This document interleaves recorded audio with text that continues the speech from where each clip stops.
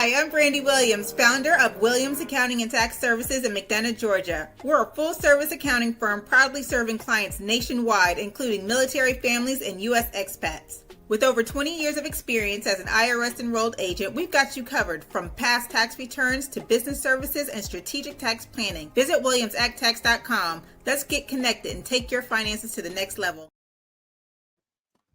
What's up, everybody? This is your girl Erica from the Classic Con Blog. Drop in. Let me know if you can hear me and see me. Let me know the audio's working good. Drop your city and state in the chat. All right, boys and girls. Hello. It's been a good week. Been a good birthday week. Let's come on into it.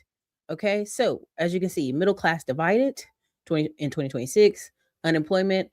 African American. I just used it for, Jesse Jackson died this past week. So let's give him his 2 seconds. Even though he was registered with the Cherokee Indians, but people keep forgetting that about Jesse Jackson. He was actually a registered Cherokee Indian. So it's his children. They get government contracts. But anyway, let's keep moving on. African American political power gone and income up. Now I'm doing this video and I want to call it so many things. And so I said, let me not. Let's be nice. But I'm gonna start it out with, so many people say, well, Eric, if I had more money, if I just had some more money, I would be fine. Now I just want to show y'all about being intentional. But before I show that, again, for those asking, commenting, questioning, emailing us, okay. Middleman to Million School is where you'll find the latest live trainings, information. Yes, if you have the OG Middleman to Millions course, listen, I call most of my classes live classes. I go in there here and there and update them and add new stuff to them because they'll be alive for a long time. But if you want the latest live trainings, you're going to have to go to Middle School Group. It just saves us a lot of trouble, a lot of difficulty. This weekend, we're having a 20 to 25. We're still, tinkering with the slides and tinkering with the information. 20 to 25 certifications, trades, new things you can do in 2 to 3 days and literally change your life drastically. I'm talking about income from 60K to 150,000. I'm talking about going on government contract websites. There's 4 or 5 of them where you can bid for jobs and different things. And I've seen this change in many of my older friends' lives when they went and got 1 or 2 certifications. I'm seeing this now as a builder who's trying to do a subdivision and trying to book certain trades. I'm like, why is this taking so long? And then I go look up, it's a 2-day training. This guy's making $2,000 every time he touches a foot out here outside at my property, but he's 4 weeks behind. And so I'm just showing people the opportunities because I see what's happening, and the permanent underclass thing is already happening to us. And it's because people refuse to be uncomfortable at any point in their life. I say that even as myself, like part of this year's big building and things I'm doing is a season of uncomfortable, but it's a season at the end of it, we're going to be ugly rich, right? Not the wealthy forever, but ugly rich. Okay. So anyway, so then here we go here. Digital Liberty Warriors. Again, land grab is not just a course, it's a community. We're in there talking about land. We're in there sharing government auctions. We're in there every once a month for sure, guaranteed, all these groups, but sometimes twice a month. I'm giving you guys the top-notch stuff that I'm doing. I'm actively attending. The only secret level top to top that you guys won't get is the inner circle stuff. That's for my inner circle group. We literally are knocking down banks and going places and doing things. And so that's just levels to all of it. Please enjoy this time that I give because it's literally a Saturday I could be going to goof off. And I tell y'all this, and I love teaching because I know what's happening on a massive level. Like when we kept saying this is the greatest economic wealth transfer in our time, the reason, and I'll go there, white people are so like, is because they see it happening and they're freaking out. We are halfway paying attention. We're like, it's just another bad economy. It's just another recession. And it's not. This is different. This is a wave that is waving. Like this is like your grandchildren and great grandchildren are affected more so than the 50-50 conversations you want to sit online and talk about. So if you see me in those, great. If you're in there, listen, Saturday, if you are not Middleman to Millions, you're going to miss it. This is really great information. This is how I've been trained in a lot of things I'm doing. So I'm gonna keep it moving. You click the links, enjoy, don't see it, cool. All right, let's get into it. This is why people tell me, oh, it's just money. It's just money. This woman had $100 million. Now we talk bad about the sports black guys and how stupid they are and how da-da-da-da-da. you have to pay attention. This isn't just happening to sports guys. This is happening to everyone. When you are unintentional about your money, when you think you're going to live a socialite life and you haven't built up a team. Let me play this for y'all. Y'all should be able to hear this. Let me know if you can't. Please let me know if you can't hear it. Star crime? Supermodel turned mogul Kathy Ireland swindled out of $100 million. In life and in business, it's all about people and relationships. People let you know who they are. Sometimes we just choose not to listen. The cover-up was so deliberate. That's Kathy's attorney giving ET the exclusive on how they allege she went from being worth an estimated $420 million to being forced to sell her home. The 62-year-old filed a $100 million lawsuit against her longtime business managers, claiming they left her without substantial retirement accounts and no wealth securing their children's futures. The managers either lied about how much money exists or they stole it. The suit claims Eric Sterling and Jason Winters took out loans and credit cards to fund their own lifestyles. They did not respond to our request for comment, and Kathy, who gave them power of attorney, says she discovered alleged deception after being rejected for a mortgage for her son. They can sign legal documents on your behalf. That's how they mortgaged homes, and that's how they pilfered life insurance policies. I've learned many lessons along the way. Most of them I've learned the hard way. We've been with the 13-time Sports Illustrated swimsuit model who launched her clothing, jewelry, and furniture empire in 1993. Kathy Ireland Worldwide is still operating and crucial to her financial stability. She is leading it. They are successful. Kathy has always landed on her feet because she's an amazing person and an amazing businesswoman. Now, I played that for y'all for a particular reason. Most people are like, Odell Beckham, these sports people are idiots. And again, I'm telling you, if you have a son or a daughter that plays sports and you're just like, okay, 4 or 5 hours a day, just athlete, the other half of your son and daughter's day needs to be financed. Now, there's a girl on the University of Texas girls basketball team. I've told y'all about her multiple times. Her name is Sarah Graves. When this newest batch of kids came into play, she wasn't at their level. All of a sudden, you see Sarah become an amazing cheerleader on the sidelines, because that's sometimes what you need to do. Just cheer. Like, you guys got it. Yes, let's keep the team going. Let's get this NIL money. Every time they see a photo of Sarah, she's holding a venture, capital ventures or finance ventures or small office business. Anything related to finance is in her hands in every school picture. That is deliberate. That's like, this girl is not stupid. If all your friends around you are becoming millionaires via NIL money and you're nonstop studying finance, Sarah, what do you think? Let me tell you what I think. Because not only am I Sarah who played basketball at University of Texas, I'm also in this finance, blah, blah, blah, blah, blah, right? And I keep telling y'all, small family offices are having this problem, but you're not hearing about it on the news because these people are wealthy. Now let's really get into it. If you want to walk around like a socialite and goof off every day and not ever be accountable, this of course someone's like, yeah, just give us power to, we'll do it all for you. This is a fantasy that you're never going to have to say. Have y'all watched interviews of Oprah? As much as we talk shit about Oprah talks about how she brings a bottle of tequila and schedules off 2 days with all these team of accountants, and they go over all her money. And she said, by the time the 2 days over, so is the bottle of tequila. Oprah's been saying this for years. She sits down and has a massive, show me where my money went. Show me what taxes I'm paying. And I'm not signing a thing till you explain it to me. Oprah, right now, I was telling y'all, I wanted to tell y'all so bad about how this person I met, and we started talking, how he said when he paid his taxes one year, he said after he paid $1 million, he said, I might as well buy an accounting firm. And he did. And I show y'all all the time on Buy Biz Sell people how much these accounting firms are going for. Now, I'm not, no means am I a Brandy Williams. I don't know nothing about, like, I just do my basic QuickBooks. But I understand these business owners saying, I'm just going to buy an accounting firm and make them work for me and then have a few extra clients to subsidize the cost of this business. Y'all don't understand where business is moving. A lot of these businesses are going to have small offices anyway. Y'all really aren't ready for that conversation about how is your son or daughter, what can they do? Do they do sales? Do they make these numbers move on paper? Then they ain't got no place. This is why the tenderism thing is deeper than it is. Now I'm gonna play the tenderism thing. I'm gonna go out of order what I want to do, but I'm gonna play the tenderism thing. I'm gonna stop this right here, and I'm gonna play the tenderism thing because I really want y'all to understand what's happening. It's a management move. Like, who's the managers? Right? Where I'm at in the Carolinas, they usually had the Indian people be the managers. The Mississippi Delta, where it's been real upsetting about Sinner's movie. Yeah, the Asians were the buffer class. It's called a buffer class for a reason. Right?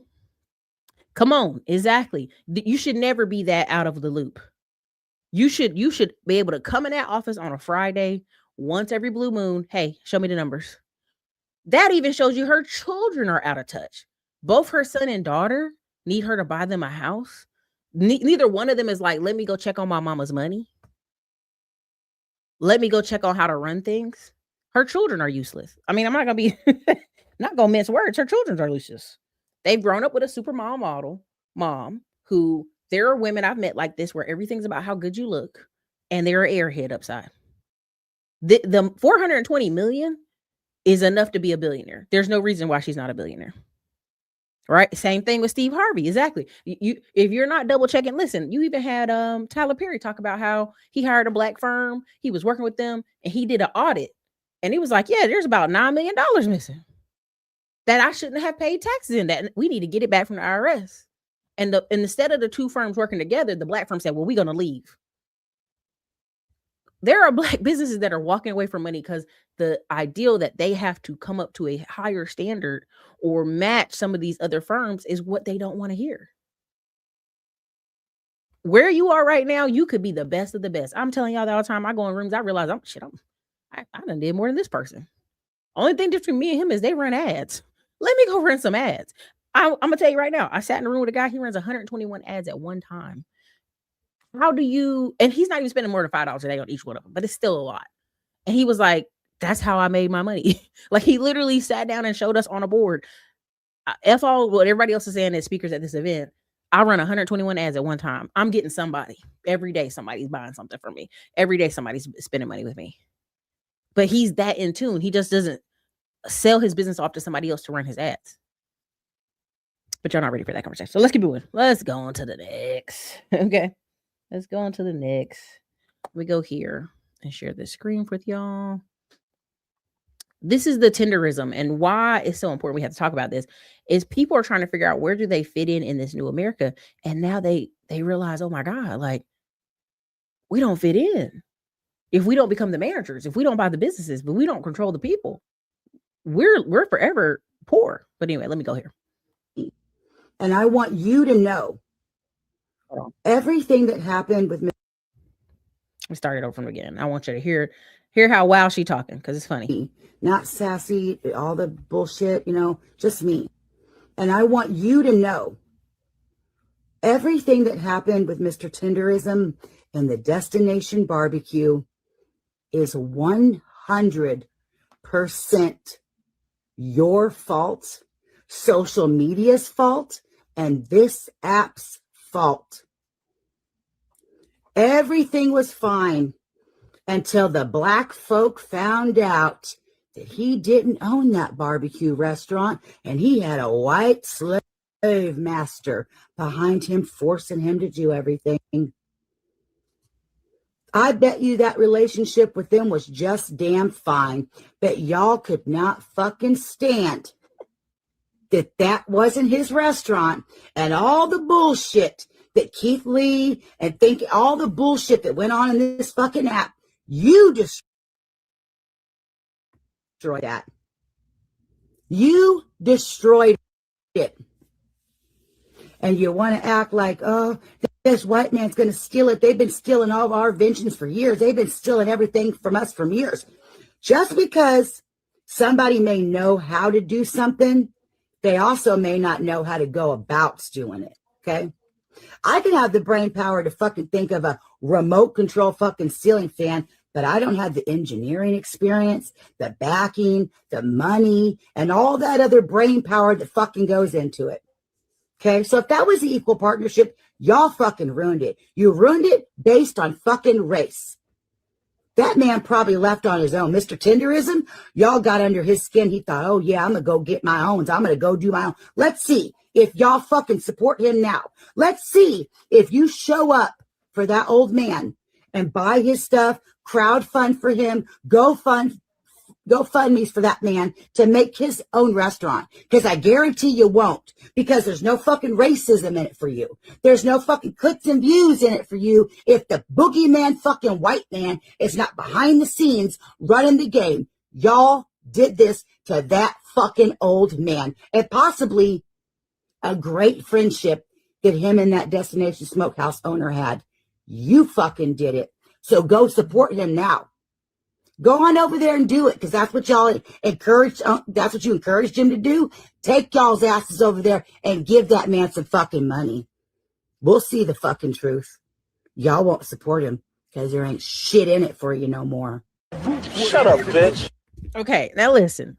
I was gonna share, and people like, is she right? She's talking, listen to me. Mr. Tenderism already made $500,000 since leaving that man. I don't think y'all understand. And people like white or black. No, these are Armenians. Let's be very clear. I like being very clear. Armenians are the Nigerians of California. The guy who owns Destination Smokehouse told you he was broke. His coffee shop was failing. And Mr. Tenderism came and asked him, can I do this little pop-up smoke in the back and do this thing? And you let me use your space? And the man's like, yeah, you can do it. And he's on interview. They have video of the white man saying this was not his ideal. This was the black man's ideal because he had a failing coffee shop. He saw nobody was in there. Because what do Armenians and a lot of Arabs do? They have coffee shops. It's an easy way to get a bank loan. Where the location at is an hour from San Diego, an hour and 30 minutes from LA. It's in the middle of nowhere. Why aren't the conservative white people out there in the middle of nowhere supporting him? Because they're not. It's meth area out there. The people who made that restaurant famous are people who saw an older black man and was like, let me support an older black man. Why? Because so many, we already have one. Sir, I'm gonna let you on out of here. I'm gonna let you on out. Because I see your comments are kind of getting ridiculous. Let me go put you on timeout. He come back in, the University of Miami guy, go ahead and kick him out here. Just ban him for real if he keeps going. We believe in block. This is the block ministry. Go find somewhere else to go, right? Okay. Black people were flying in. I have friends that were black business owners who fly to New Orleans to support restaurants and hang out for a day and get back on a plane. There's a girl in there right now made $5 million in Cleveland. She flies all over the place, enjoying places and leaving. People are spending their hard-earned money to support the ideal of an older black man trying to make his way. That's it. That's all. It'd be one thing if the guy made him a partner for real. If he was even a manager, he's not even a manager, y'all. He's just a cook. He's a mascot. This man literally had no ownership whatsoever. And thank God for Keith Lee, these people coming to expose it. Because now this Destination Smokehouse went from 1.2 people on the social media to 200,000.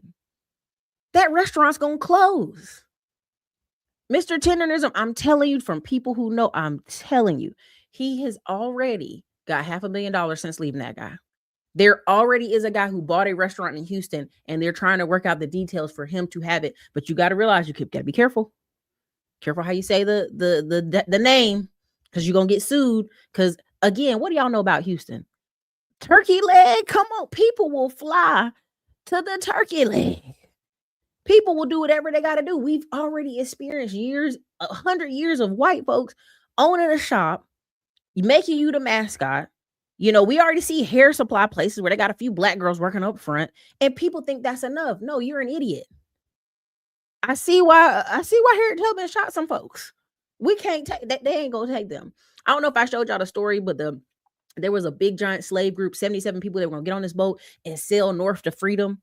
And one of the girls was half white looking, and this black man asked her to marry him. She wouldn't marry him. He was a free black man. Let me be very clear. He was a free black man, and she wouldn't marry him. So he snitched on the whole group.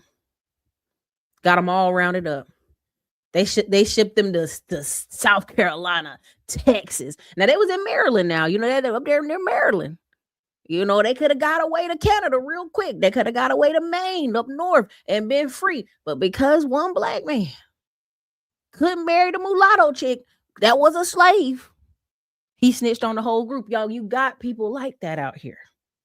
Now, this man right here, he is what I would consider my people to be, but it's like half Indian, half black. It's just a certain region he's from. And he's been a farmer, and he's been talking about farm issues, and people been like, no, you're a liar. You got a white wife. They just go every which way but about farming. And so he's been kicked off social media, just telling the truth. He was like, now I'm really going to tell it. That's why I told y'all all these people are going to switch it over to YouTube because they know long-term form content. People who are really looking going to find it. Now, I think this is the clip. If this ain't the right spot, I'm going to let it go. Hold on. Around outside. And so, I never wind up getting the money. And then you wind up finding out that I'm in fact not the owner. I'm not the one benefiting from the podcast. I don't have any ownership stake in the business whatsoever. And I just got denied a multi-$1,000 tip because I was filming a podcast basically as the mascot of this business for what turns out to be a white dude. So that's basically exactly what happened at Destination Smokehouse, where there's an old black cat named Unc. Everybody calls him Unc. He's the face of the business. He was involved in a lot of the recipes and the technique behind the barbecue. He's like the soul of the place. Like it ain't that place without him. The whole Tenderism thing, that word, that's his. Okay. And people come to this restaurant for him and for his food. They blow up. Keith Lee, the famous food influencer, shows up, tries to give him a $4,000 tip. They won't make him available because he's filming a podcast. They won't let him leave the tip there for him to pick up later. So he just goes out into the crowd and distributes it to random people in line. Then as people are going, what the hell? It comes out that Unc is not an owner. Hold on, let me see. Here we go. Here it is. Everything was fine. Here we go. Here we go. Sorry. Where have we heard this before? Life like in those early days. As far as the colored people were concerned, I feel that they were a good bit happier than they are now. They had less in the way of material things. But I can remember back in their 20s, when I was a small boy, they were always singing at their work. They had a great sense of humor. Now today, they just don't seem to care much about that as they used to. Half of those songs we would sing at our work were us singing about working for ourselves and getting away from you. Now, listen to what this heifer says next. Until the black folk found out. You just know she uses the N-word in private all the time. That he didn't own that barbecue restaurant, and he had a white slave master behind him, forcing him to do everything. See, they feel entitled to this black man the same way they feel entitled to black votes, black culture, black everything. They want to have it. They want to enjoy it, partake in it, appropriate it. They want to do anything but appreciate it and value the actual human beings that are behind it, especially if we exercise our own agency to do with it as we please, which in some cases could be to off and do our own thing. I bet you that. Okay. Now, again, I'm not here to go over and over, but I'm telling you, there is a old football video where it was saying, why aren't there more black coaches? And the white coaches laughed and said, well, there won't be no job for us. Y'all doing quarterback, y'all doing wide receiver. I mean, if y'all start taking coaching jobs, it won't be no job for us. This is how they're talking. Like it's 1921. Like, if y'all take all the jobs. So again, even the NFL tells you they'll introduce all these I'll go there again, Jewish people as financial advisors to these football players. But every couple of years you hear about these financial advisors ripping these people off. Again, somebody has to watch the money. Now I'm gonna wrap up the Tenderism conversation here at this point, but it's deeper than people like, oh, he's too old or he don't know how to run it. I agree. There are some older black people who don't know how to run a business. They'd be much happier just showing up, doing a couple hours of work and going on about their business. They would love to do that. And I'm not saying that doesn't exist and that isn't a good fit for them. But when there is nothing for them. Okay. Oh, we got another one. Hold on. Let me go ahead and put you in timeout. See, y'all be line stepping, and y'all really got to be careful on the line stepping. Y'all line stepping, and I'm gonna keep on just banning y'all right on out of here. Okay. You got to understand that the era of we're going to manage y'all and manage y'all money and it's cool. You even saw the black pastor It was a white pastor saying all these black pastors are unilliterate and they're bad and they need to be under white leadership. It was like, what? And then the guy had to come back and say, no, sir, you're incorrect. Like, actually, there's more educated black pastors going to colleges and Bible colleges and have letters behind their names. What are you talking about? Again, when a person can't figure out how to be a manager over something or control a situation, right? They don't know where they're going to fit in the future of this. And that's what that is. What's going on? Stop putting glass things in there. Golly. Same thing, Colin Sanders. Nobody said Colin Sanders was too they took famous Amos cookies. They did a lot of stuff. And so we could go into a rabbit hole, but I'm gonna get out of there. Same thing with Popeyes. Why do you think you keep seeing Popeyes chicken have a black woman up there? She ain't the chicken owner, but she know what y'all looking for. They're gonna use this stuff against y'all. Okay.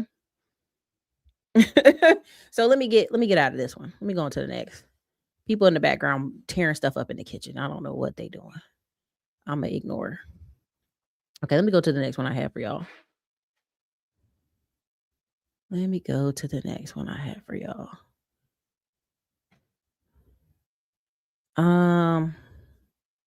I forgot, but I think it's this one. Yeah, it's this one. Here we go. We're gonna talk about pensions for a second, and this is why when we talk about 50% of people, 55 to 65, don't have any retirement, they're gonna have to do the uncomfortable stuff. So here we go. Be there for me when I retire. I knew what to do. I just didn't do it, couldn't do it. Life was fucking happening. And so I didn't save like I should have. But every day I give myself grace. Every day I choose to say, I can figure this out. It's not too late. I can do something after work to have a different reality. And that's what I choose to do today. It's really hard to admit some days, but I don't have enough saved for retirement. And that brings up so much shame and so much regret in me. I have a 401k. It's just not enough. I don't have a pension and I damn sure don't trust the government to have Social Security there for me when I retire. I knew what to do. I just didn't do it, couldn't do it. Life was fucking happening. And so I didn't save like I should have. But every day I give myself grace. Every day I choose to say, I can figure this out. It's not too late. I can do something after work to have a different reality. And that's what I choose to do today. Now, if you look at her comments, people are like, oh, you go to, I'm going to just read this because I'm being kind. I'm 54, no pension. And when I really look at my retirement numbers, it scares me. From the outside, everything can look fine. What does that mean for most people? They dress well, they go to church, they have luncheons and bruncheons, and they go with their friends and they go on a carnival cruise once a year. Everything looks good. But from the outside, everything can look fine. You go to work, you handle your responsibility, you pay your bills, you show up for everybody else. And I'm going to say something about that. But quietly, a lot of women in their 40s or 50s are asking themselves the same question. Is this going to be enough? Maybe you save less than you hope. Maybe life happened. Maybe survival was the priority for a long time. There can be a lot of shame around money and retirement, but shame doesn't build future. Honesty does. So this is me being honest. I'm learning, I'm building, I'm creating new streams of income after work. Not perfectly, not overnight, just one step at a time. If this resonates with you, just know this, you're not the only one starting from the bottom. Starting from now, she's making this content. Now, if you read it here, most people are like, girl, start the group. Yeah, we're going to be in community with each other. We're going to talk about it. Yeah. And I'm like, what we going to talk about? What's the plan for the next 10 years? You know what I'm saying? What we talking about? And this is why when I get on the phone with most people, I don't think there's between 40 and 50, a lot of black men and black women, y'all don't have a money problem. Y'all have an intentionality with the money. Like I'm talking to people on the phone who are giving $2K, $5K, $10K a month to family members. And like, I don't know how to cut this off. I said, man, you giving $5K a month to three different, across three families, helping their mom, helping their sister, helping their brother. I was like, you could have bought a business and say, tell one of your family members, hey, this guy needs a worker. Can you go work for him? Hey, I did a favor for you. I've told y'all here how I was going to buy a box truck and have a little movie company and we have a couple of straggle family members, let them work at it and say, hey, my friend got a job for you. And them never know I was the boss. Never know. Because there are certain people in our community, they will show up to work as long as it's not you. They're cousins who will ask you for money, but if you, hey, can you help me do this at my office? No, they ain't doing that. They ain't doing that. Okay. So I'm not here to beat up on this woman. I'm not here to beat up on any of y'all. The reason I do these shows is I talk to so many people who were not exposed to things. It's one thing to not know. The Lord cannot beat you up for what you do not know. Okay. That's not what I'm saying.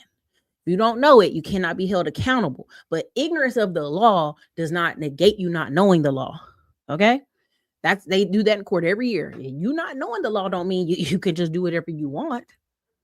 Now, if you hit 54 and you just did the math, and I don't care what y'all tell me about these energy levels, okay? Because I talk on the phone with y'all, and y'all be like, "Girl, I'm so tired. I don't know if I can start another business. Or I don't know if I got it in me." I'll be like, "You want to find it, baby. You gotta do some blood work. You're gonna get you some stem cells. You got to get you some energy. You got to get you 5-hour energy and find it within, okay?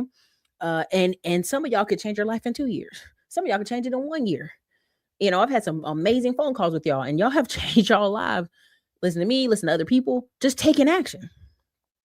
Are the ads still popping up crazy, y'all? You know what? I've YouTube's got this new thing where they make you click a button. So I'm sorry if the ads are going crazy. I'll have to click the button next time. Because that's what people keep saying, the ads are going crazy. But I want you to understand, this is just a math equation. Because even though a lot of these women on the internet are saying they're 55, 60, they don't have no money, there's a lot of white women who are coming out of these divorces, coming out of these situations. The man's leaving them for somebody younger, and they ain't got it. They ain't gonna have it. That's what I'm gonna be a real estate agent now. I'm gonna do this because that seems easy. Let that go. Let that go. Let it go. Let go of the easy. There has to be some type of transition moment where it's going to be a little bit tougher, even if it's for a little while, right? So part of what I was going to show here is I'm going to show this, and then I'm going to go back to the other clips I had. But this right here, this is real. There is a new money massive shift happening. Now, there's two groups I see the most. 25 to 35, they're doing a lot of whining online, a lot of crying. I don't want to do gig work no more. Well, go to community college. Well, I already been to college. Go to community college, get a real skill. No, I don't want to do it. That's why I'm doing the training this weekend, Middleman to Millions. Stuff you can do in 2 to 3 days. You can load up on some of these certifications and be making $100K the next year because they're so backlogged. And sometimes you talk to people, and I wouldn't even have known some of these ones I'm coming into if it wasn't for having to pay for services and be like, why is this service $5,000? Is there some alternative? Call everybody in the neighborhood, VAs, look night and day for somebody else. And they'd be like, oh no, this is it. There's 6 people in the town doing it. What about in this city? Next city over. It's only 7 people over there. Well, how much does it cost to get trained and certified to do this? It's 2 days. And some of the training I'm getting ready to put in the thing is sold out for March and April. So I'm gonna just tell y'all, I'm putting it in there as fast as I can. We're gonna do the training on Saturday, but some of this stuff is already sold out because people are getting hipped. And I told y'all, when I went to some of my classes, I went to a class in Georgia. It was all 50-something-year-old white men in there who were like, man, I need to get this training. I need to get this certification because I can't do regular work no more. And it's just me and a bunch of 50-year-old white dudes and one Latino boy that was 30 in there. He was like, my dad told me to do this. It's like, they know what time it is. It's coming. So 2 to 6 million. Now I was talking about black people, but all people, but let's just say for this, just in case the YouTube try to text me out, all lives matter, whatever, right? 2 to 6 million people in our community. If we just got those people up in certifications, government contracts, buying small businesses, farms, we Gucci. Now, why would we be Gucci? Because it's just 2 levels of this. Over to your right here, just consistent income. We have so many people in the black community. They're like, oh, my taxes got behind, this got behind, my insurance got behind. Well, how I get behind? Well, I lost my job. I switched jobs. Like, they tell you all these stories. Ain't nothing wrong with it. Okay. Because that's life. But most people don't have a safety net. Okay. So just having consistent income changes their life. And half of y'all talk to you like, I just want to go on vacation, Erica. They just want to live 55 to 75, just going on vacation. Ain't setting nothing up to do that, but just want to do that so bad. So that's how I know that woman at the beginning of the show I showed y'all that lost $100 million and she's suing for it.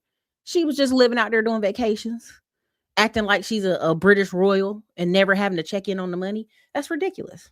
Now, second, third level in this, once you get in this space, in the first 2 years, you might be in this mode. Ooh, I got some money.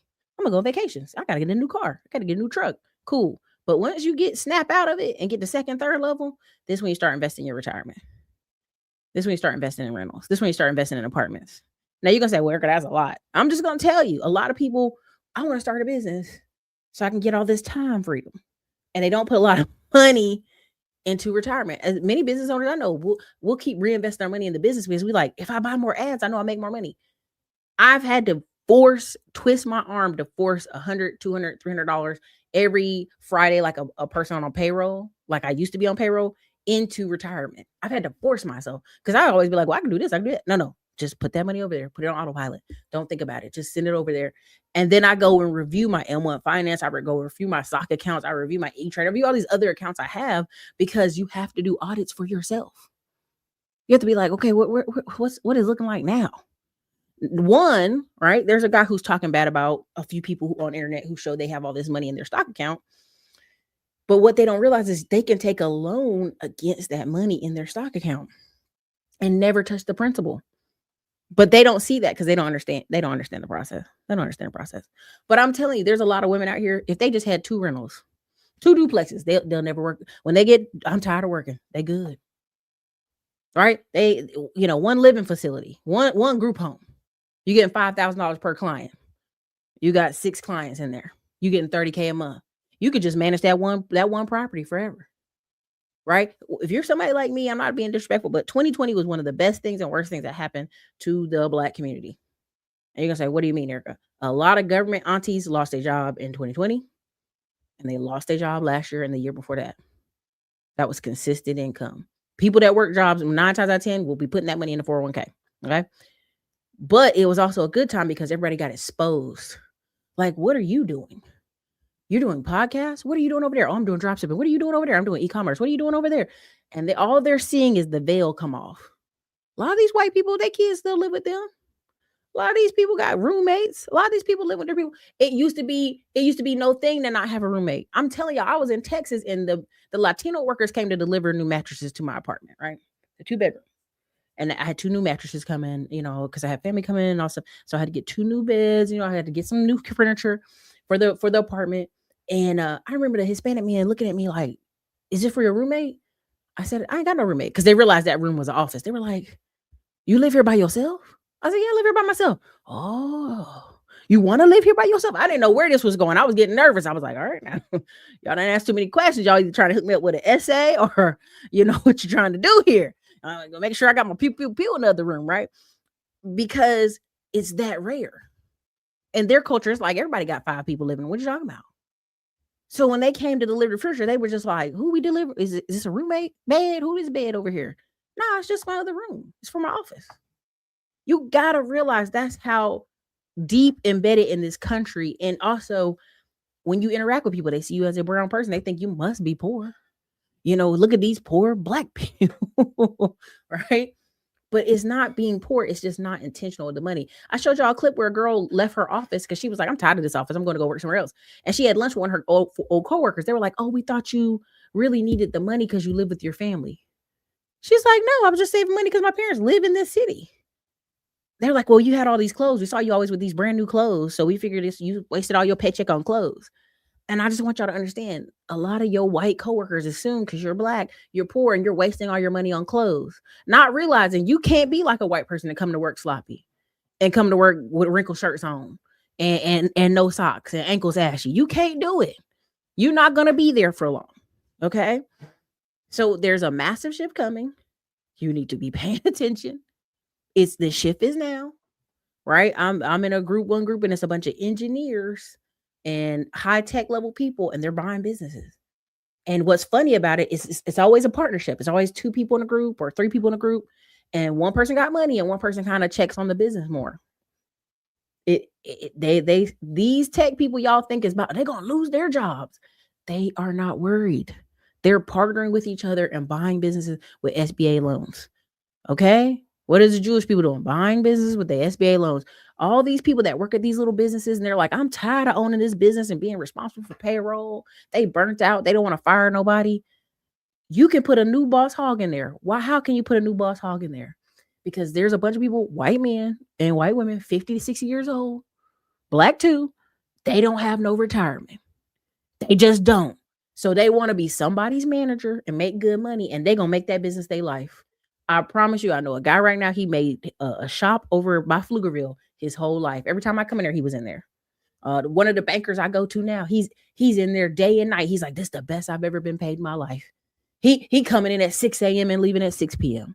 And I was like, man, that's kind of hard. Don't you think that's too much? But y'all got to realize this is the best money most of these 50, 60-year-old people ever gonna get in their life. They making 150. They making 200K. They so happy. Oh my God, look at the leadership I have at this company. Y'all understand what's happening? Y'all don't understand what's happening right now. These people are trying to figure out how to line it up on the way out the door. So y'all can either figure it out too or not. I'm just gonna go there. So let me skip on to the next. We've been on this long enough. Let me go here. Oh, I got a couple good ones, but I'm gonna go to this one first. This is called Knowing When to Pivot. I'm gonna call this Knowing When to Pivot. Now, I'm gonna play this and then I'm gonna say what I want to say. Okay. A six-figure dream job at the NFL to go to law school in my 30s. I am now a 3L at a T14, go to Michigan, and I'm graduating in May and starting my big law job in the fall. I worked in player relations before I got to law school, and I am graduating completely debt-free because I had savings, merit scholarship, and I've worked part-time during law school. I am hopefully going to end up back in the sports industry, but for now, I'm going to be doing corporate/M&A law when I start at my big law firm. If that sounds interesting to you, then follow along. Time for a reintroduction. I left my six-figure dream job at the NFL to go to law school in my 30s. I am now a 3L at a T14, go to Michigan, and I'm graduating in May and starting my big law job in the fall. I worked in player relations before I got to law school, and I am graduating completely debt-free because I had savings, merit scholarship, and I've worked part-time during law school. I am hopefully going to end up back in the sports industry, but for now, I'm going to be doing corporate/M&A law when I start at my big law firm. If that sounds interesting to you. Okay. This is Melissa after 30. Now, why am I bringing this up to you? It's kind of a joke that, women after 30, you guys are going to be real estate agents and realtors because you don't got no money and because you didn't get married. It's just a lot of internet creepy out here. Okay. Now, why am I bringing this up? She's a prime example of someone spent 7 years making big figures in the NFL. Why? She was a young, pretty face. After being an athlete in college, I'm not taking that from her. She was a college athlete. There's not a ton of paths to go, but guess what? She went and worked for the 7L 7 years. So she didn't pick up no other man. She didn't pick, she got married. You can see her arm on a rock in her hand. But again, in that 7 years, she didn't pick up no football players. She didn't pick up no babies. She didn't pick up no extra stuff. Her time was timing out anyway. If you ever pay attention to college sports or NFL sports, the offices are run with young people that they can pay low. Now they'll start paying them a little bit more so that they don't have that let me see, I can scam these players mentality, but they do move their money up a little bit when they go to college. Now if you in NFL, if you at college, half them producers, half them sports people make $35K a year. The bonus is them being around money, around opportunity, knowing how to talk, knowing how to dress, be in the right rooms. Now, what did she see over her 7 years working in the NFL? Baby, if you got that license, if you got that law school, you'll have big money forever. Now, she's going to go work in M&A. What is M&A? Mergers and acquisitions. Everybody eats off that. Everybody eats off that contract when there's a merger and acquisition, okay? So I just want you to understand. She just extended her financial life to her 90s. The sports thing, okay, you starting to get older, chick. You married now, okay, you got to get on out of here. Okay? Stop, cut it out. If you're a big dude, then wait, you can plan to work a show. I'm just telling you, if you're a big dude and you worked in sports and you didn't figure out, okay, I can go be a paralegal somewhere. I can go work in many, many different lanes in the sports. Like, how can I work in a lane? And it ain't just hanging out at club and seeing and titties and bars and strip bars and goofy stuff. You can make a good living because it's billions of dollars in the sports industry. But a lot of y'all only look at it from the perspective of, I hold the football, I goof off. I'm just telling you, go look at what some of these people are doing. Again, and then there's another lane, paralegals. Okay, I'm not trying to be funny, but right now in some of the contract stuff I'm doing, I'm interacting all day with paralegals. They walking off with $100K for the year. You know, they ain't a lawyer, but they're a paralegal. Now, I told y'all, if y'all know anything about the black attorneys in Texas, what is the number one thing black attorneys in Texas are doing? They'll have a staff full of Latino paralegals. Why? Latino people don't have that many lawyers.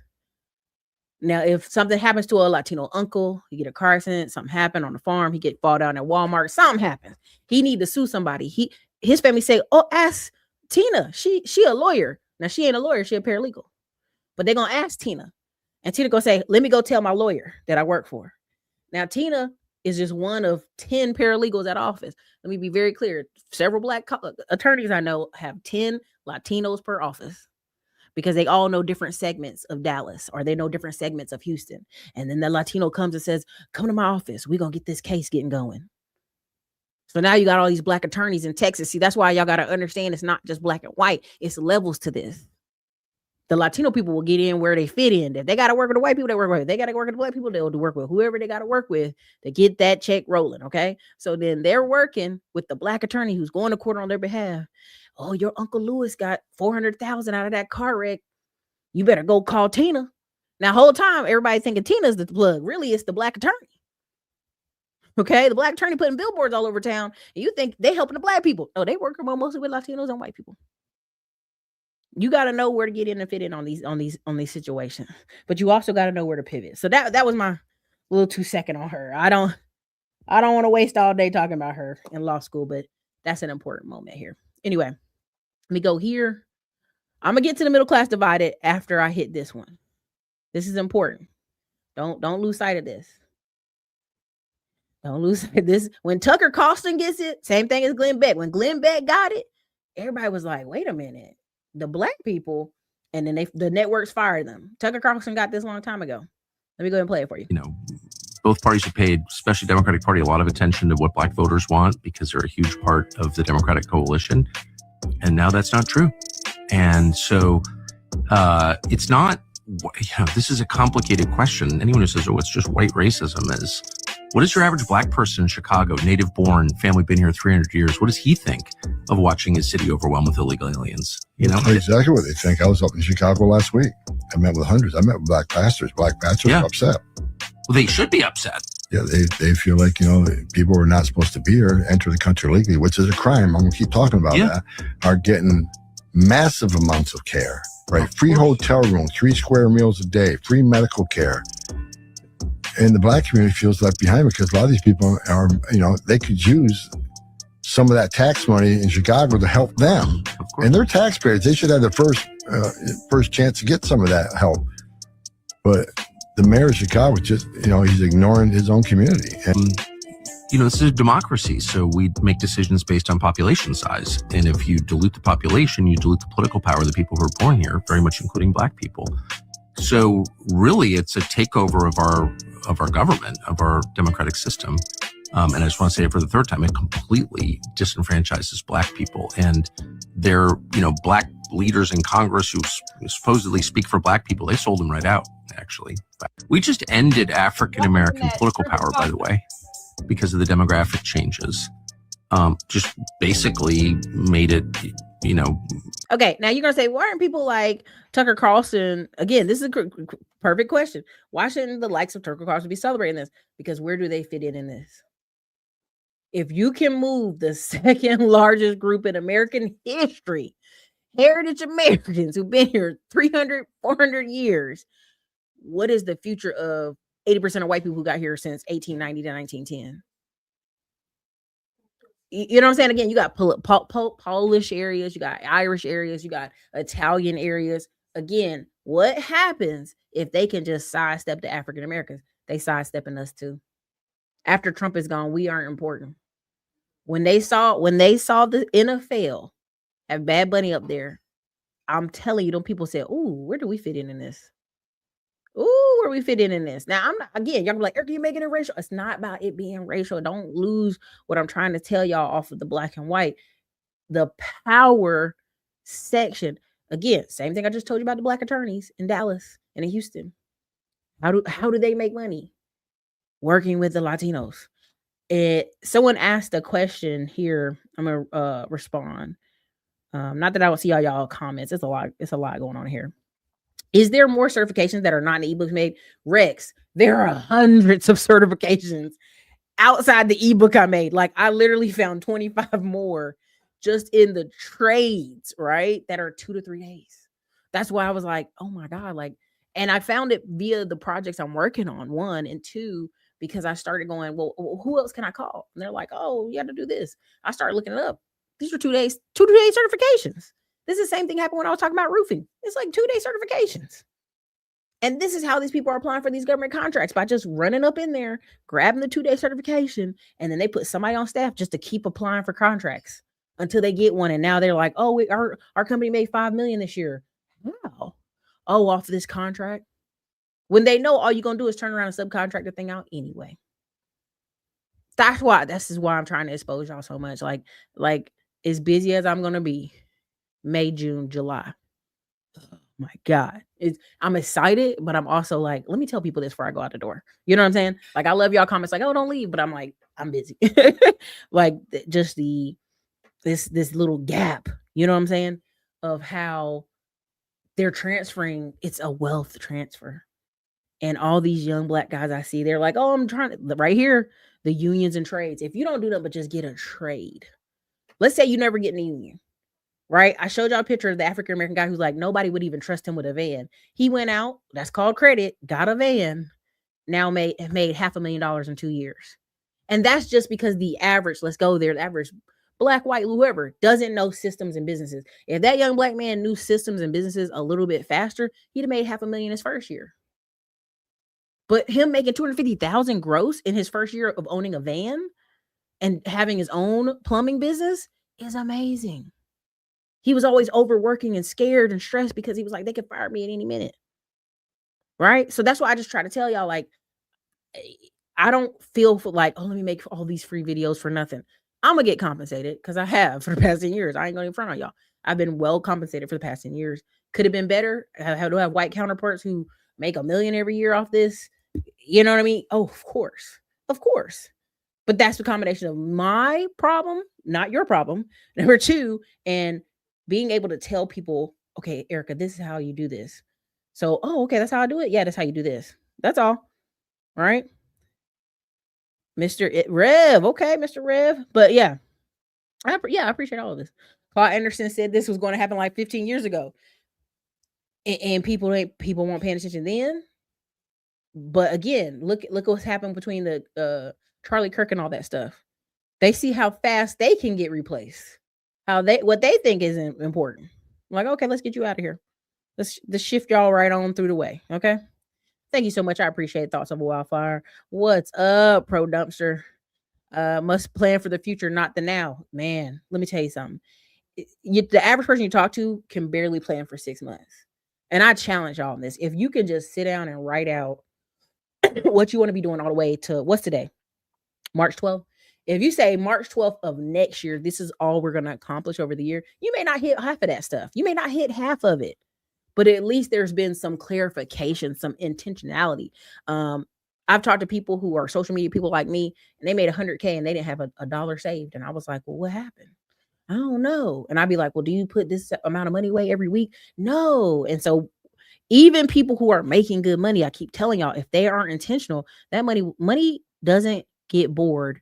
And it sure don't sleep, but it'll go somewhere on you. It'll go somewhere on you. It'll be out of here. So that's what I have for the Tucker Carlson segment. I'm not gonna beat that dead horse because I already know what's going down. You know, people can be ready to hear it, receive it, or don't. All right. Let me go here. This is a segment I'm gonna call These Badass Kids. Yeah, Gen X ain't ready. Gen X is not ready for this version of America. And my mom's like right at the cusp of the Gen X, according to the birth years. My mom's right at the cusp. And I'm telling her, and I'm like, you good, because you under that pension policy, right? But there's a lot of your counterparts, they are not good. They don't know what to do. This time, like, you're right at the cusp, mama. You're not a boomer. Like, my oldest aunt is like boomer, but and I tell y'all this with a grain of salt. Like, again, my oldest aunt is 82. My youngest aunt is 59. My grandma had babies a long time. I'm talking about into the 40s. That's why when people talk about people's old having babies, this ain't nothing new. Black people, but Black and Indian and Latino people been having babies today, and they 45 long time ago. Okay, long time ago. Okay, but they're not prepared for the change. A lot of people still think if they have a house, they straight. If you're a Black woman in DC and you have a townhouse and you got it back in the 90s, baby, you beyond straight. You good. Let me play this part. Okay, there was 2 parts I want to play, y'all. But I think I'm going to start with, I'm going to leave the kids ain't shit on the back end. I'm going to finish the show off. I always finish the show off with the foolery. So let me start here first, okay? Let me start with middle class is divided. Let me do this one first because we can always talk about the kids ain't shit. That's another day. Let's do this one. Let's go here. He's made a killing. The amount of money this guy has made off scaring y'all but explaining it is phenomenal. And I'm paying in a group to go meet him. Even though he'd be like, I don't do that kind of thing. He'll meet you for some money. But anyway, let's keep it moving. In 2026, and it's based on when you bought your house, if you have student loans, and if your children are in daycare. Let's say we have a street with 3 houses that are identical. They're all worth $450,000. There's a boomer couple, Gen X couple, and a millennial couple. Let's say the boomer couple bought their house 30 years ago. It's paid off, and they have property taxes and homeowner insurance for $600. Their student loans are paid off, and their kids are adults, so they have no daycare. Their big 3 is only $600 a month. Their next door neighbor, the Gen X couple, let's say they bought their house 10 years ago, 12 years ago, refinanced in 2020, 2021. Their housing payment for the same house is about $1,500 out the door. They have 1 student loan left for $500, and their kids are in junior high or high school, so they have no daycare. So it's $2,000 a month for the big 3. Now the millennial couple who just bought 2 years ago, their monthly payment out the door with taxes and everything is $3,200. They have 2 children in daycare for $2,000, and they have 2 student loans for $1,000 total for $6,200. This millennial couple would have to gross $100,000 to pay taxes, 401k, and health insurance to take home the $75,000 needed just to pay for the big 3. This doesn't include their $1,000 of groceries, a car payment, credit card, school supplies, cell phone. This is why millennials and Gen Zs are saying that at this phase of their life, to be middle class, they have to make $120,000 to $150,000 to even be able to buy a house and get into this market. But when you have Gen Xers or boomers or even elder millennials who happen to buy very young, they got in before the American Dream yacht left the dock. Okay. The middle class. Why am I showing y'all him? He's going viral, and what it is people are trying to explain to you why they ain't got no money. These are white millennial people trying to explain to you why they ain't got no money. That's what it is. Like we can describe it in all kind of multiple ways, but this is people going, I ain't got no money, but I'm not gonna be uncomfortable. I want y'all to understand, like, even I had to break the comfortable zone. I could have, I'm telling you, I was in Austin just chilling one day and I was talking to somebody. I was like, wait a minute. Oh no, I done got too comfortable. I'm telling you, I had a conversation with somebody at lunch. We eating outside, eating tacos.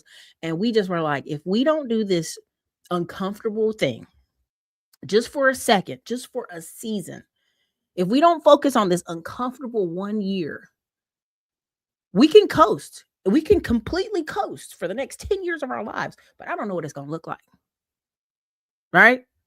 I literally had to have this conversation over tacos outside in hot ass Texas in pants. I was like, I got to do this. I have to do. If I don't do this, I'm going to have a hard time trying to explain to little kids, yeah, you should try. You should do this. I just knew it. And that's the thing. You'll see all these people making these videos, how they leave Austin and go to New York or go to Dallas or go to Houston or go certain places and go work really hard, because Austin's a blast when you're just chilling, eating tacos and laughing and goofing, and it's fun and people are making money and it's different. That's why, even though Houston is fun, Houston is grueling. It's humidity. It's tough. But you can make some money in Houston. You know what I'm saying? Especially if you're a brown person.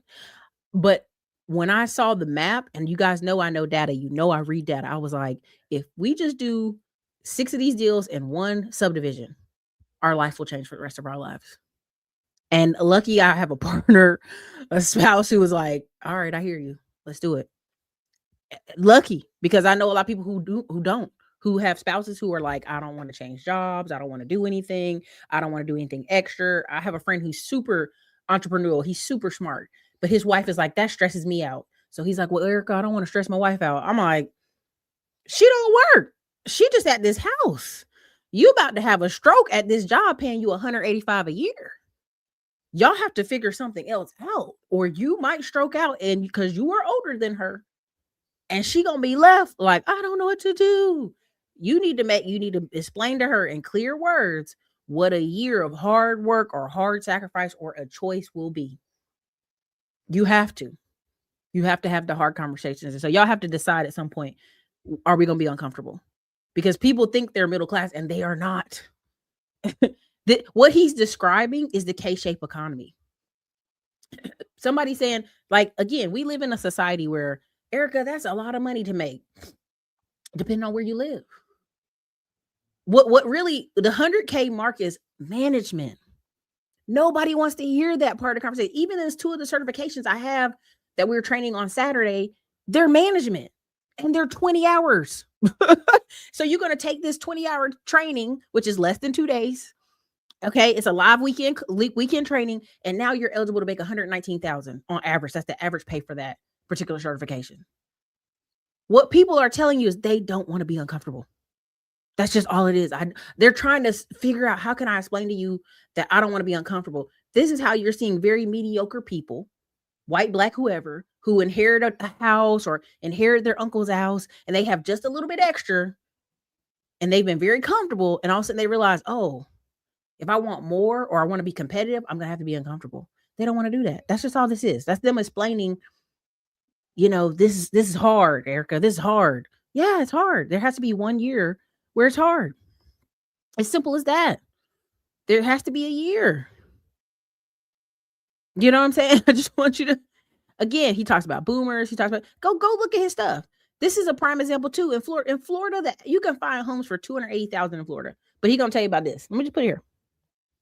Having a hard time buying a house. This house is listed for $425,000, and this is around the median home price. The payment out the door monthly is $3,100, and the median household income is $89,000. So this would cost about 42% of their gross income, which is not wise, and in most cases, they won't even qualify. But Freddie, look at this house. This isn't a starter home. This is luxury. But it was a starter home. Just 10 years ago, this exact same home sold for $228,000. And the monthly payment was just $1,400. So the median household income of $59,000 could get this starter home for just 29% of their gross income. It was beautiful. Today, to buy that same house, you would need a $130,000 salary for it to only be 29% of your income. So what's the other option if you don't make 130, but you make 89,000 as a median household income? You would have to buy a house that's only $280,000. Okay, but here's the problem. There's no homes available for under 300,000. The three that are in gray are actually townhomes. There is only one home in this entire area that's under $300,000. But when you look at 300 to 500, there's over 400 homes available. This is what happened to the housing market. This is why millennials and Gen Zs are having a hard time buying a house. This house is listed for $425,000, and this is around the median. Okay, again, I know he's a doomer. I'm just using him as an example. But this is people trying to make sense of they're not middle class. This is just all this is. I just want a house in Florida with a pool. Baby, you can move anywhere in Florida with a house with a pool. This is why I keep trying to give y'all a solution. Like, a lot of these white people I'm interacting with, they're freaking out. Y'all think I'm joking. I'm talking about white people who make $180K a year for multiple years. They're at work like, Erica, any moment they can fire me. Oh my God. Erica, what do you think? What do you think? I'd be like, well, baby, why don't you go, buy a business, do this. I didn't even think about that. Because if you've been making 185 for 10 years, you've made over $1.8 million.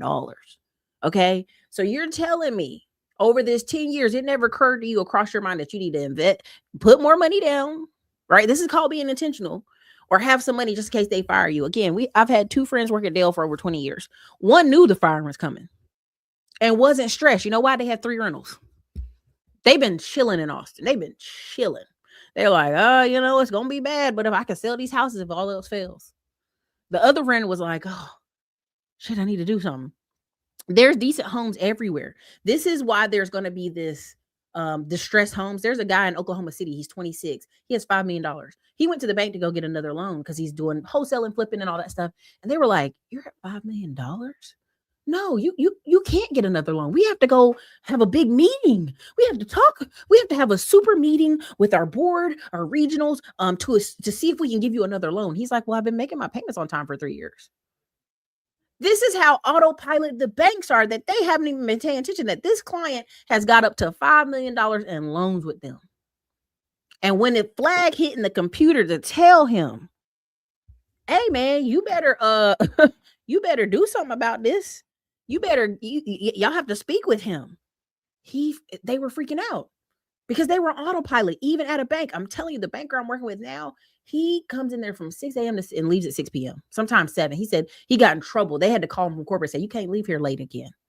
He's one of the hardest working men I've ever seen. And I'm like, damn. He's like, I used to get bonuses off of investment properties. And so in the 2020, 21, 22, he's like, I was just getting all the awards. I'm working hard. And he's like, now they changed the pay structure. So I'm trying to figure out what to do. And I'm thinking to myself, you know what to do? Come on, man, invest. Right? Invest. Right? Listen, if you're in Detroit, there's endless opportunity, endless people teaching. Asia's one of them. You know, I at this point for me, I'll never invest in Detroit again. I'm only going to invest where there's growth cities and the data supports the growth. Would I invest in Cleveland? Yes, just so I can have a bundle package so I can sell it as a bundle package, but not because I just think Cleveland's amazing or something like that. No, not because of that. Right. So this is, I just want you to understand there's different levels to the middle class, and people aren't really, they think they're middle class, but they're not. Right. I'm gonna play this part right here.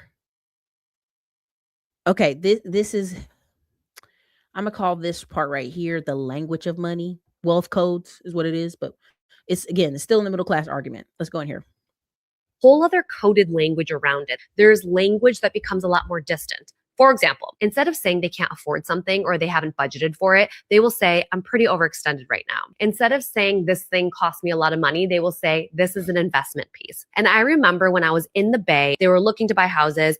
Nobody would explicitly say, oh my God, houses are so expensive right now. Instead, they would say, the market is competitive right now, or this thing is at a premium. There's just like a very specific language. I bet you can think of other examples. If you are also obsessed with all things ambitious, status, power, and understanding like the systems that make it all work, follow for more. We are doing Wealth Codes Money Talk Edition. You can tell when someone has grown up with a lot of wealth or is in a lot of affluent circles by the way that they talk about money explicitly itself. Welcome back to another episode where I talk about the invisible rules around money, status, and belonging. This is something that is so subtle, but once you see it and hear it, you can't really unsee it. When someone has not been around a lot of wealth or money, they will talk about money very directly. I can't afford it. I'm so broke. This thing costs so much money. This thing's so expensive. However, when someone has grown up with wealth, there's a whole other coded language around it. There's language that becomes a lot more distant. For example, instead of saying they can't afford something or they haven't budgeted for it, they will say, I'm pretty overextended. There's a word people love using. I'm overextended, leverage, I can't do it. Again, this is Netflix brand partnership. She's a creator and host. Again, she's only got 20,000 followers. I don't think y'all understand the power of content in small audiences. And how like people love doing this red carpet stuff, and that red carpet stuff doesn't even matter. It doesn't even matter. Now, again, she's going to go Koreans versus white people. That's another good one. And I'm just going to play maybe 2 of these and keep it moving. Restaurant dynamics expose so much about the way people view hierarchy, money, relationships, and the way every culture handles the bill very differently. Welcome back to another episode of Wealth Codes, where I decode the invisible rules around status, money, and belonging. Specifically, I'm talking about Korean American people versus white people. When Korean people go out to eat, there's an expectation that someone will cover the bill. Like, we'll get the bill this time, you guys get the bill next time. And sometimes it looks like chaos on the outside, like people are sneakily pretending to go to the bathroom to like hand them the credit card, or they're fighting over who's going to pay the bill. But there's like this essentially a social contract. There's the shared understanding that generosity, reciprocity is part of the relationship. Now, it's very different when you go out to eat with white people or American people. It's all about fairness and independence. Like, let's make sure we settle the bill evenly. No one should owe anyone anything. There's no like score that we're settling. We're settling it here. We are closing the loop. The caveat is when really wealthy, affluent people go out to dinner, there is kind of an unsaid rule that one person usually will just cover the bill because money is just beneath them. So it's just like, it doesn't even matter. Money's whatever. I do remember one time when Eugene and I went out to eat with someone who is very, very affluent, and he did cover the bill. bill, but he did it in such a secretive way. He had his credit card and he kind of like held it like this behind his chair so that nobody really could see. And the server just knew to walk by and grab the bill. And it was just like no commotion, not even worth talking about the money. As a Korean American, I really value both cultures. Like there is something really nice and special sometimes when it's like, I want to treat you like I got this. Like I know money will come around, but also money anxiety is real. And there's something really clean about let's just split the bill evenly and not impose any expectations on anyone. I'm curious to know like how other cultures and friend groups handle the bill and what you guys think about this. Okay, I talked about this. There was a season in my life where I was wrecking cars. I switched jobs. There was a bunch of stuff going on, and I had one or two friends who would cover the bill. Like, oh, Erica, I know you're stressing. And I'd laugh, and then there was a couple times where I was like, thank you, and they're like, oh no, it's fine. But I could see the stress of it, and I'd overwhelmingly be like, no, let me cover my half. I'm good, right? I'm more than good, right? I didn't want to say it like in a braggadocious way, but when I did, I remember one of my friends was like, hey, there's a job at my office if you need it, because I know you're between jobs. And that was a month I made $70,000 on YouTube in a month. And I couldn't tell anybody because this was this group of friends who had been like, hey, let me cover the dinner. Let me take you here. Come on, let's go. And I just was like, thanks for the job offer, friend. But I just made that as the yearly salary you just told me your company could offer me. I just made that in a month. And that's when I was like, double down on YouTube, double down on this. This is a real, like, sales is always going to be your friend. And I've had dinner with people who pick up the check all the time and it's not even a thing. Right. But it is very cultural. It is very cultural. Like, I mean, I just would have this young people like, everybody's going to split the bill. I didn't pay for this. Why is this on my bill? Like, they were just full of anxiety. And it was a group of teachers. And I'm not trying to be funny, but I said, I'll never eat with that group of teachers again because they really can't afford to go eat anywhere. They can. That's why they always teachers make sure they get married fast.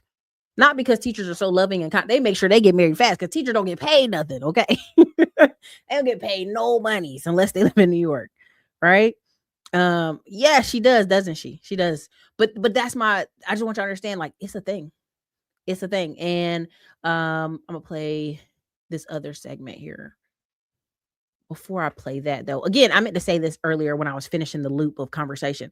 This woman, corporate to content, I told y'all there are going to be so many people in their 50s who are going to be starting to make content because this is the fastest way for them to get up to 100K in a year. I said this over 10 years ago. I said this 5 years ago. I said this 6 years ago. I said 7 years ago. You're going to get to a position where you're going to come on YouTube and you're going to be like, man, there's a lot of 50, 60-year-olds on here because they're speaking to a demographic. Again, if 50% of people, 55 to 65, have no retirement at all, they're going to come online and they're going to go two ways. It's okay. Downsize, live lean, go live overseas in Thailand and Vietnam. Don't worry about your kids. Just leave the country and live in Mexico and see your kids once a year, see your grandkids twice a year. Just leave, live on $2 in Panama. Yeah, cool. All about me. Then there's going to be a second segment. Hey, what we going to do with this 10 years? Because you're going to want to stop working at 65. A lot of you want to stop working today at 40. I talked to most of y'all on the phone. Y'all want to stop today. Can I stop today, Erica? Okay. And so when you're coming into this wave of people who want to stop working immediately, you're going to have a lot of content on YouTube for the older folks. And I'm telling you, two ways y'all going to go. It's going to be y'all going to run away, go live overseas. I'm going to go move in the middle of nowhere and have a farm, then complain about being lonely. I'm not going to talk about any of these women. Yo, what about it's live? Don't you understand? Hit the like button. It's live. So crazy. It's 226 people in here. Hit the like button. If you're enjoying the content, drop a 1 in the comments. I don't want this to go too much longer, but I do have 2 more segments to share. Drop a 1 in the comments to show the people that this is live.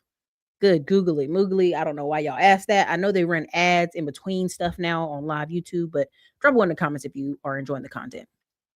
But the reason I'm showing this is the future. Right? She's got a husband. She's telling him she's going to post. So between her and her husband, she don't have no retirement. This is why I keep telling y'all, these people are married, but they don't have no retirement. They've been out here living, going places, doing whatever. I got a husband, girl. I got a husband. You know what I mean? I meet a lot of older Black women who are like that. I have a husband, but do you have any money? Don't tell me about your husband. Tell me, do you have any money? If your husband kick off tomorrow, will you be okay? A lot of these people are not. They can't tell you that with certainty. They can't look you in your eyes and tell you any of that. They really can't. And they know they can't. That's why it's just the craziest thing. But black people love saying, I got a husband. I got somebody help cover my bills. Yeah, girl. What you know about that? Honey, all I know is y'all broke. That's what I know. Do you know what I'm saying? You know what I'm saying? Like, that's my whole point. Like, ain't you married and y'all ain't got no money? You ain't got no retirement? When that high value man trades in his 50-year-old for 2 25-year-olds, she gonna start that YouTube channel. Hey man, I ain't even gonna front on you, William Smith. That is happening as well. I believe that is, you're gonna see some of that too. Okay. Let me go to this other one. Let me get out of there.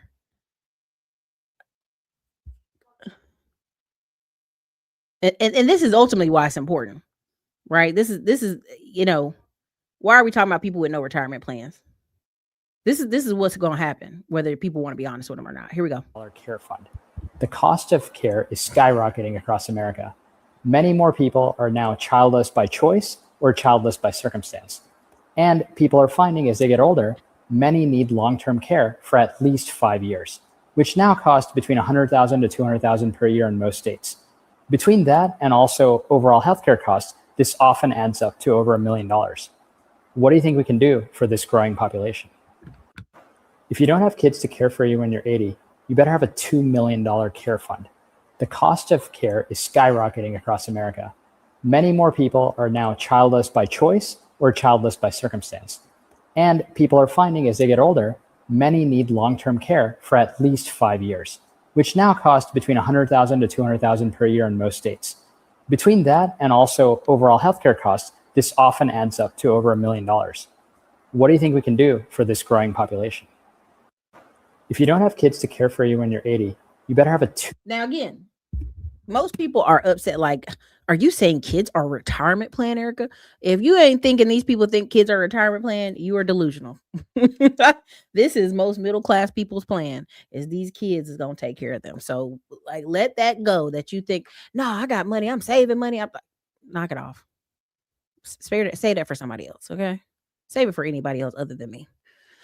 All right, we're going into a segment called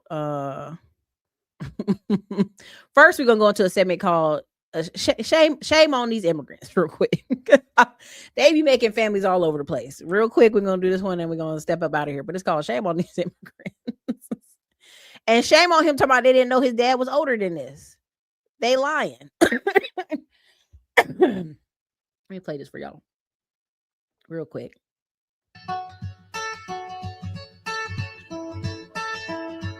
Copyright strike. Let me take that off.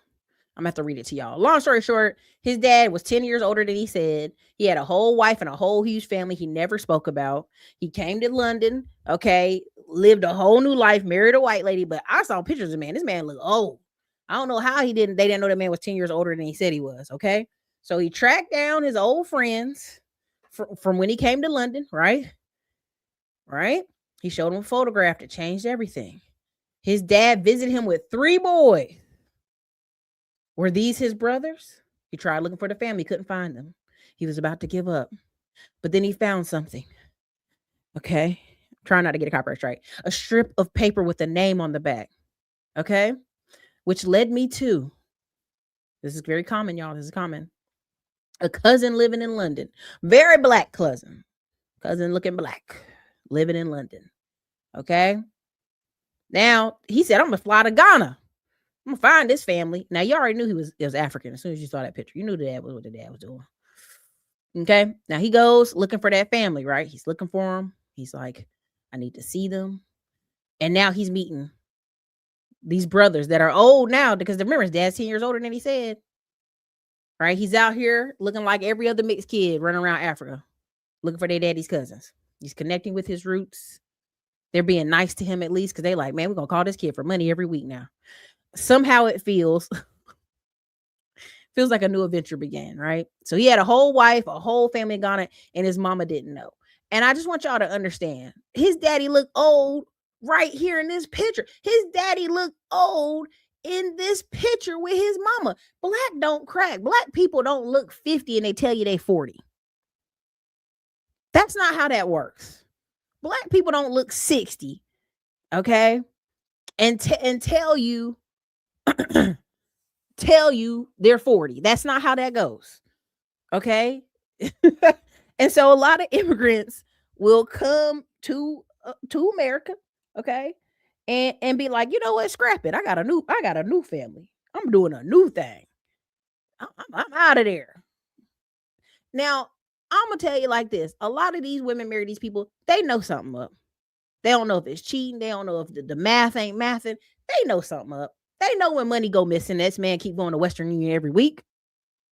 Y'all gotta, and everybody's like, I love how you turn lemons to lemonade. I love how you're found your family. Again, is it cruel to have a kid at his old ass age and he don't have a bunch of other siblings he can connect with? Yes, that's cruel. I believe that's cruel. I believe that is cruel. Do I believe the African family should be exposed to him? Not really. You know what I'm saying? Like, if you left them people in Africa and you don't care about them, don't bother them people. Leave them people alone. Right?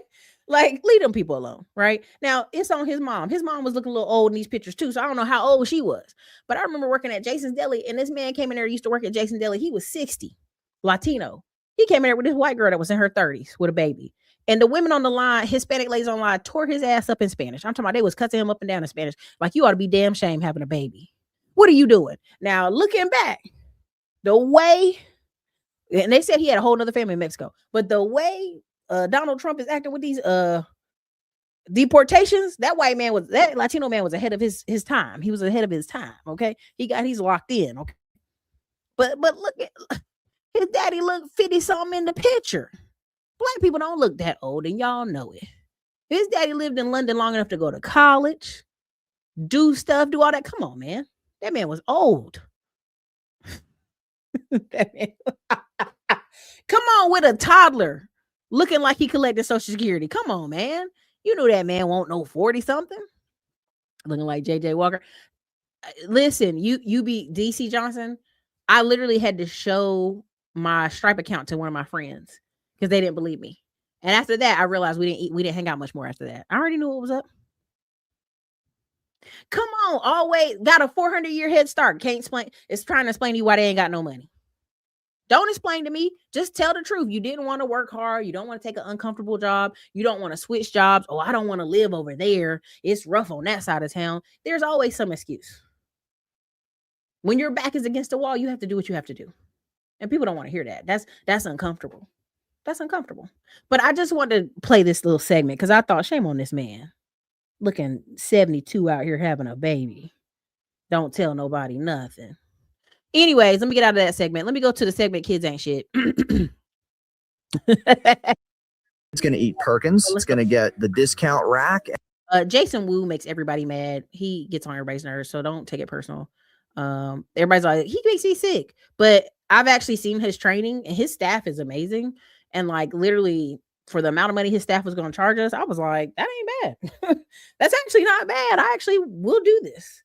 There's a lot of good marketing companies out there. You know, if your average ticket to work with you is $10K and you get 20 people a month working with you, I don't know how y'all think y'all are going to outcompete people like that when they're pulling in 200 to 300,000 a month at their companies with maybe two or three sales staff. It's crazy.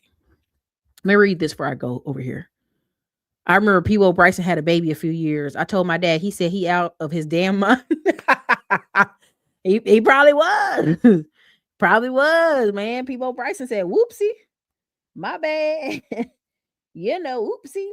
Okay. Fell on it. You know what I mean? I don't know what the word is. I'm trying not to say it on the internet. But yeah, P.O. Bryson got to stop that too. White chick at my job paying $2,500 for a studio apartment just to say she live in a certain part of the area. I'm telling you, they will do that just to say I live in Manhattan. They in a shoebox on the internet telling you how they live in New York. Man, get out of here. They living in a Cracker Jack box trying to tell you how they live in New York. Man, if you don't get out of my face with that goofiness, I live in New York, Erica. I got 5 kids and we smashed up in a 2-bedroom apartment, but I live in New York. Okay, like. Is that supposed to impress me? That certainly won't impress the private school kids your kids go to school with. That certainly won't impress the other New Yorkers your kid is going to have to mate with or try to have a future with. That's the stuff y'all don't. That's what y'all missing in the sauce right there. But let's go into this segment called I was gonna call it 40K ain't shit, but I was gonna say kids ain't shit, poor people ain't shit, but I ain't gonna do none of that. Let's just play this segment before y'all cuss me out. Let me go here. $3,000 a year and you're having kids. Why? That kid's gonna eat Perkins. It's gonna get the discount rack at Staples. This kid's screwed. And they have it because the way we do one thing is the way we do another. You make $40,000 a year. That's why you didn't wear a condom, because you're an idiot and you picked the wrong woman.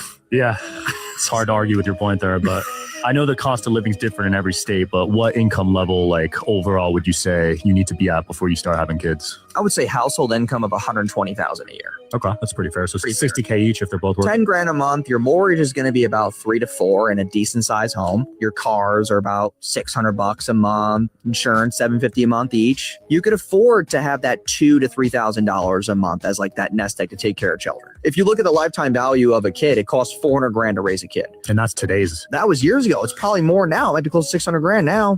Dude, you make $40,000 a year. Now, why am I playing this? Because people are in the comments going, that's crazy. He's out of touch with reality. This is no way.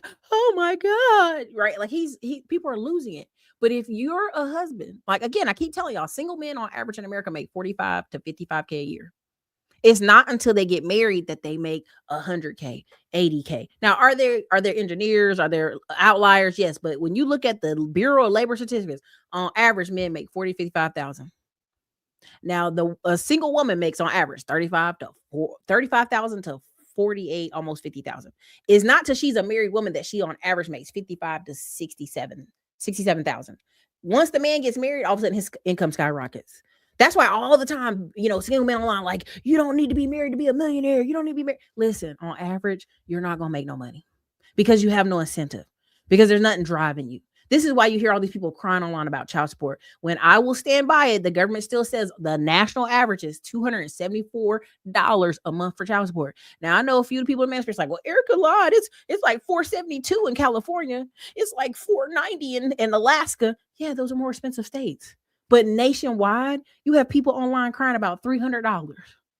They not making no money. If you have, let's say you drive truck and you make $100K a year and you spend $300 a month on child support, honey, you don't care. You'll eat $300 in a week. You could care less because you make it 100 driving trucks, right? If you are some of these people who are in some of these trades and some of these jobs, you're making 90,000 a year. As long as you're not trying to live downtown Atlanta in a high-rise penthouse, or downtown Houston in a penthouse, downtown Houston in a penthouse, that's no money. It's a guy making 35 a year who doesn't want to work harder, who doesn't want to be uncomfortable. He also wants to see the kids on the weekend, take them somewhere fun, and then drop them back off their mamas early on Sunday. That is on the internet crying about $300 a month. I can't believe she's using my child support to go on trips. Not with $300 a month, sir. And they'd be like, Erica, of course not everybody, but you on average are not married to these women and you're not paying alimony.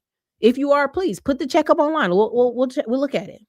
But what happens is these guys have 3, 4, 5 kids, and by the time they catch up with brother man, it'd be the same couple people having 3, 4, 5 kids. They catch up with them. Now the child support's beating the brakes off them because they're paying $1,500 a month.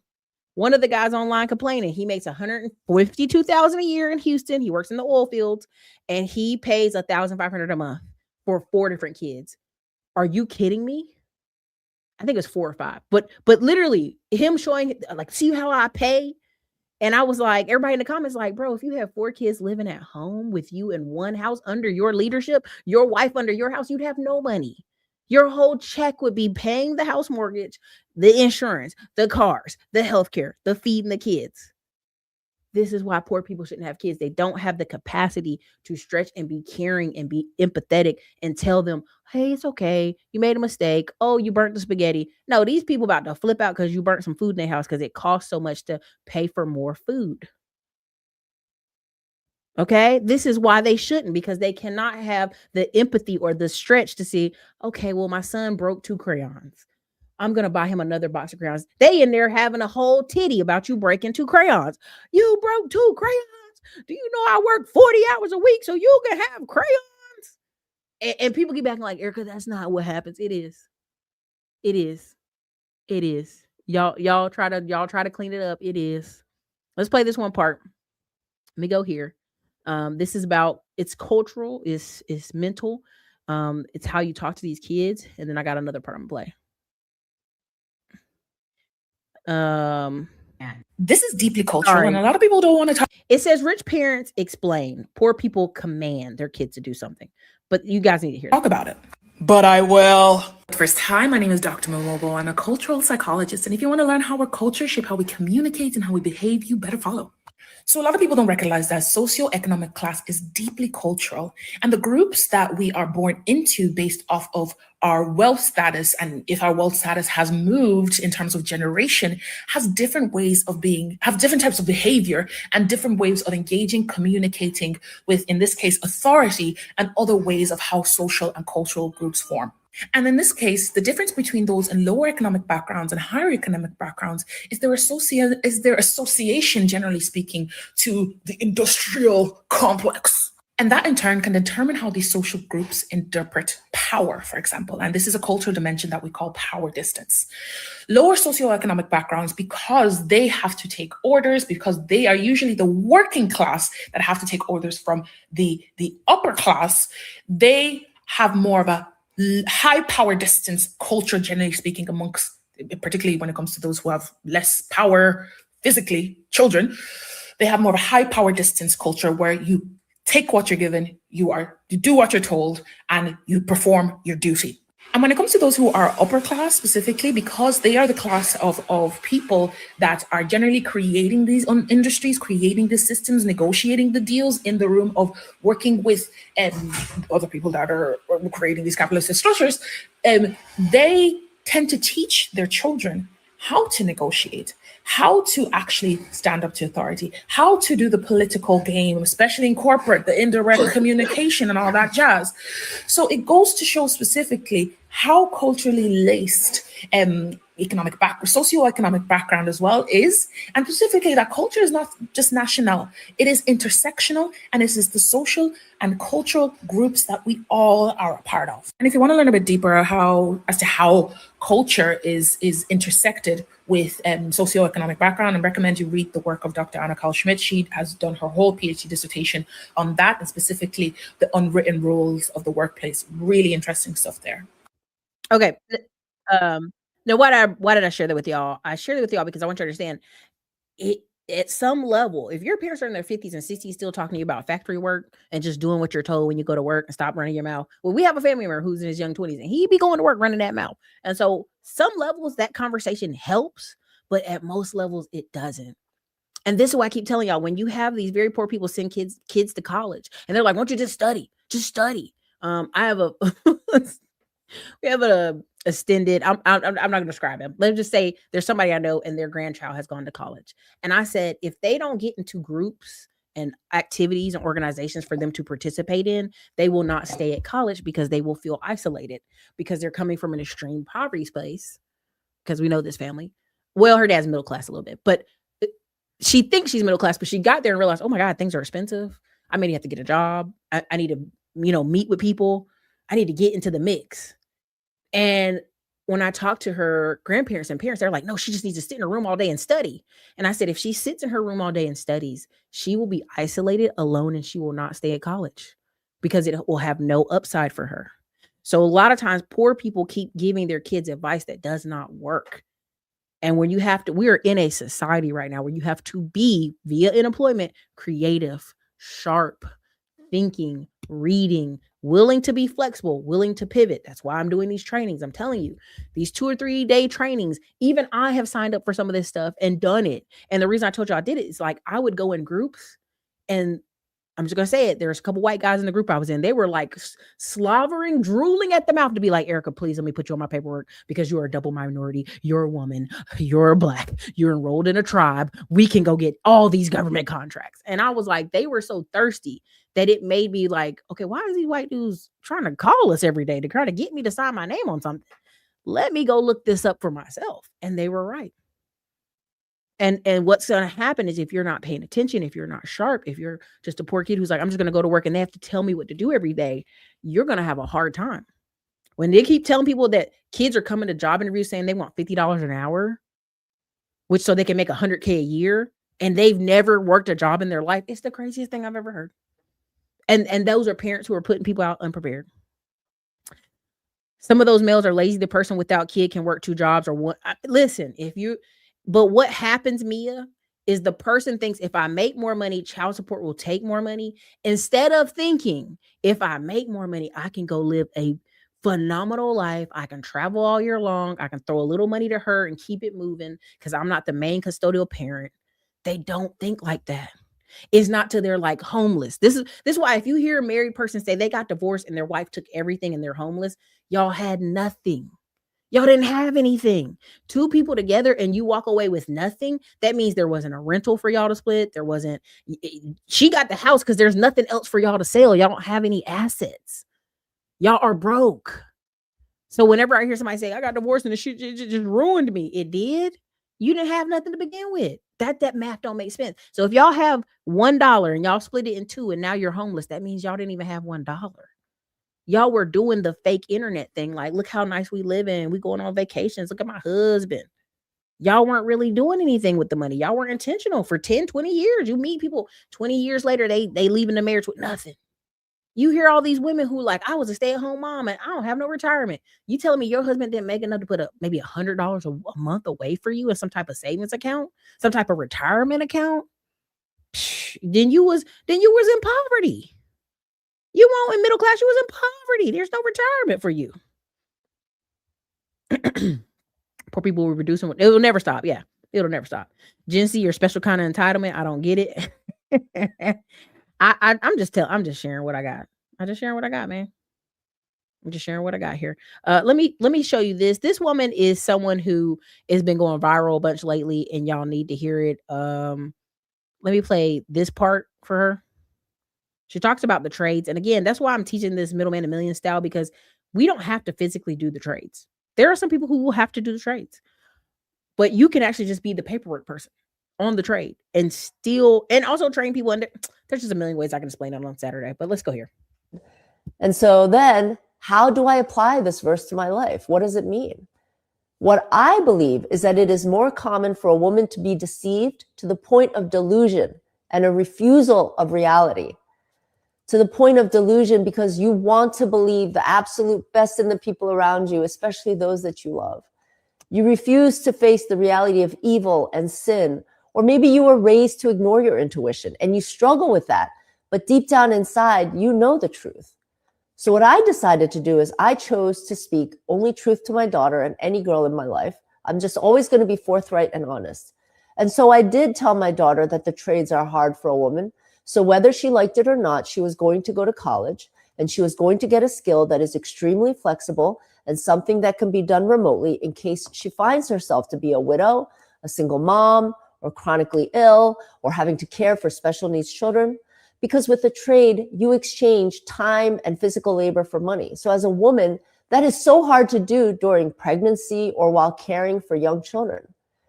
Because from the beginning of pregnancy through postpartum, I think a woman should have the freedom and the option to rest and be at home for at least 2 years. My second pregnancy, I had spontaneous twins. There are no twins in my extended family history. So I didn't know that by the time I was 5 months pregnant, I was going to have to stop working because I literally could not stand up anymore. If an older woman does not teach a younger woman to prepare for things like this, life can be very difficult, not to mention that it can make her very bitter against her spouse and cause marriage conflict. None of us knows what our future is going to hold. Therefore, I am honest with my daughter and other young women. And honestly, one of the things that I think are harmful and I hate more than anything is Disney, because I think Disney sends all the wrong messages to young women. 1 Timothy 2:14. And Adam was not deceived, but the woman being deceived fell into transgression. When I was young, I wasn't quite sure what to make of this verse and others like it, but I needed to know how to teach my daughter and the other. Okay, long story short, not this one. Whoops, my bad. Let me go back here. She has a great video. I mean, she went viral basically telling, and she's 53. She has a great face for that. And she just basically responds to comments and does great videos. She does a great job. This is why I keep telling y'all, the older y'all get, y'all have life experience and y'all can just answer questions off life experience. Y'all have so much more life than me. Some of y'all been married, y'all done traveled, y'all done been military, y'all done went to government, y'all done did 47 things. Okay. You done did 47 things. Okay. So you have it. And so she's answering questions. So what made her go viral, I don't know if it's up here tagged or not, but what made her go viral, she's like, I'm not paying for my kids. I'm not paying for a degree I don't agree on. I'm going to tell you what you're going to do. That's all there is to it. And people like, no, that's terrible. But she went viral for this. You can go on her page and see she has a lot of stuff. But she basically picked what they were going to do. She homeschooled, right? And she talks about the easy parenting ends at age 13. There's a lot of stuff she says that's really good. And I love it. But I'll play this one and then we'll go over to the next. Easy work of parenting, it has to end by the age of 13. The teaching, the lecturing, the passing on of values, morals, manners, the worldview that you want to share with and pass on to your kids. That has to be done by age 13. After 13, parenting turns much more into listening, coaching, encouraging, negotiating, changing, and letting go. I get questions literally daily from parents asking, how do I get my kid to do this or that? Or my teenager is disrespectful. They're not listening to me. And all I can say is it's just too late. At this point, them listening to you is going to be based on the relationship that you've already built with them during the younger years and the things that you've already taught them. They should be able to hear your voice and know what you already think about something while they're going through it or when they see it. And even with that, they are entering an age of exploration and independence. And so if you want to teach them something, you have to do it when they are young and still listening to you.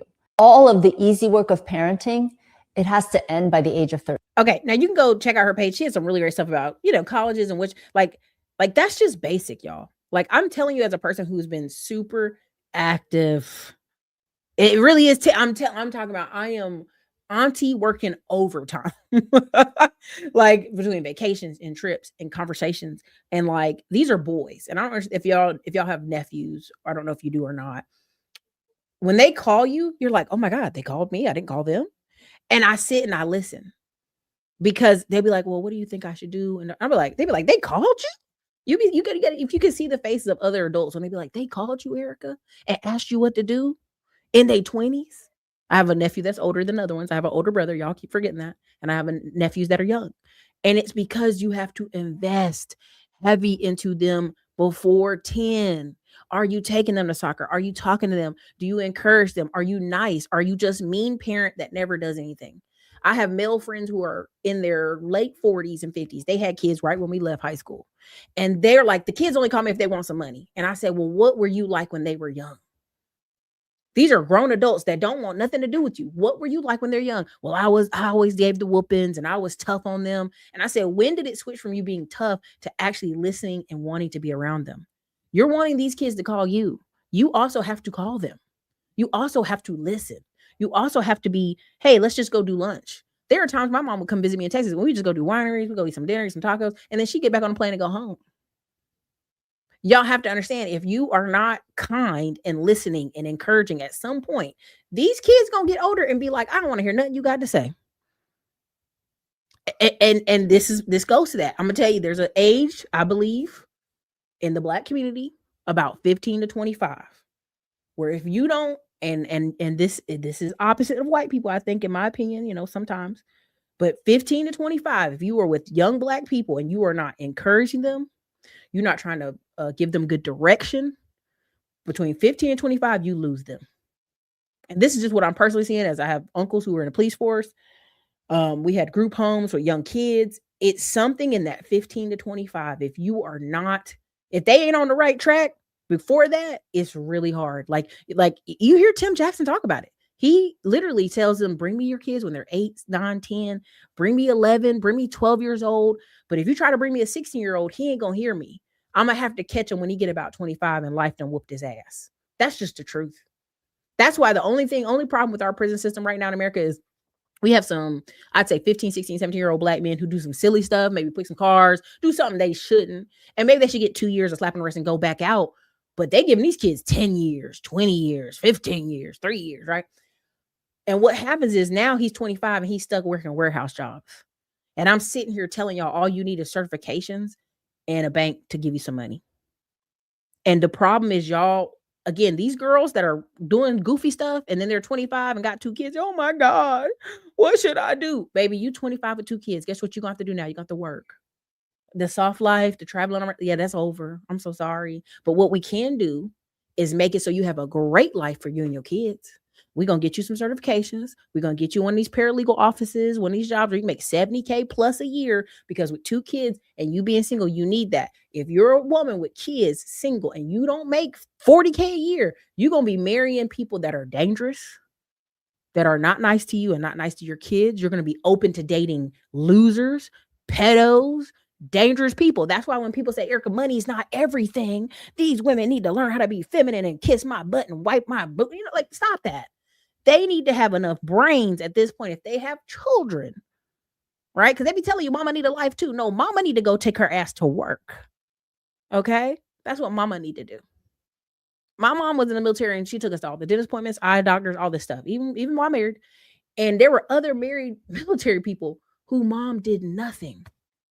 Never took them to the dentist, never took them to the eye doctor, and it was free. The government was paying for it. So I'm graduating school with people whose parents are both in the military, like mine, should have plenty money, should have great teeth, should have eye care, should be good to go, are doing terrible in life because their parents never took advantage of any of the things. At some point, these parents are not investing in these kids and then pissed because they're seeing the results of not investing. When they're sitting here making fun of you homeschooling your children, or are you homeschooling your kids? Because I don't want them anywhere near your shitty kids. That's why.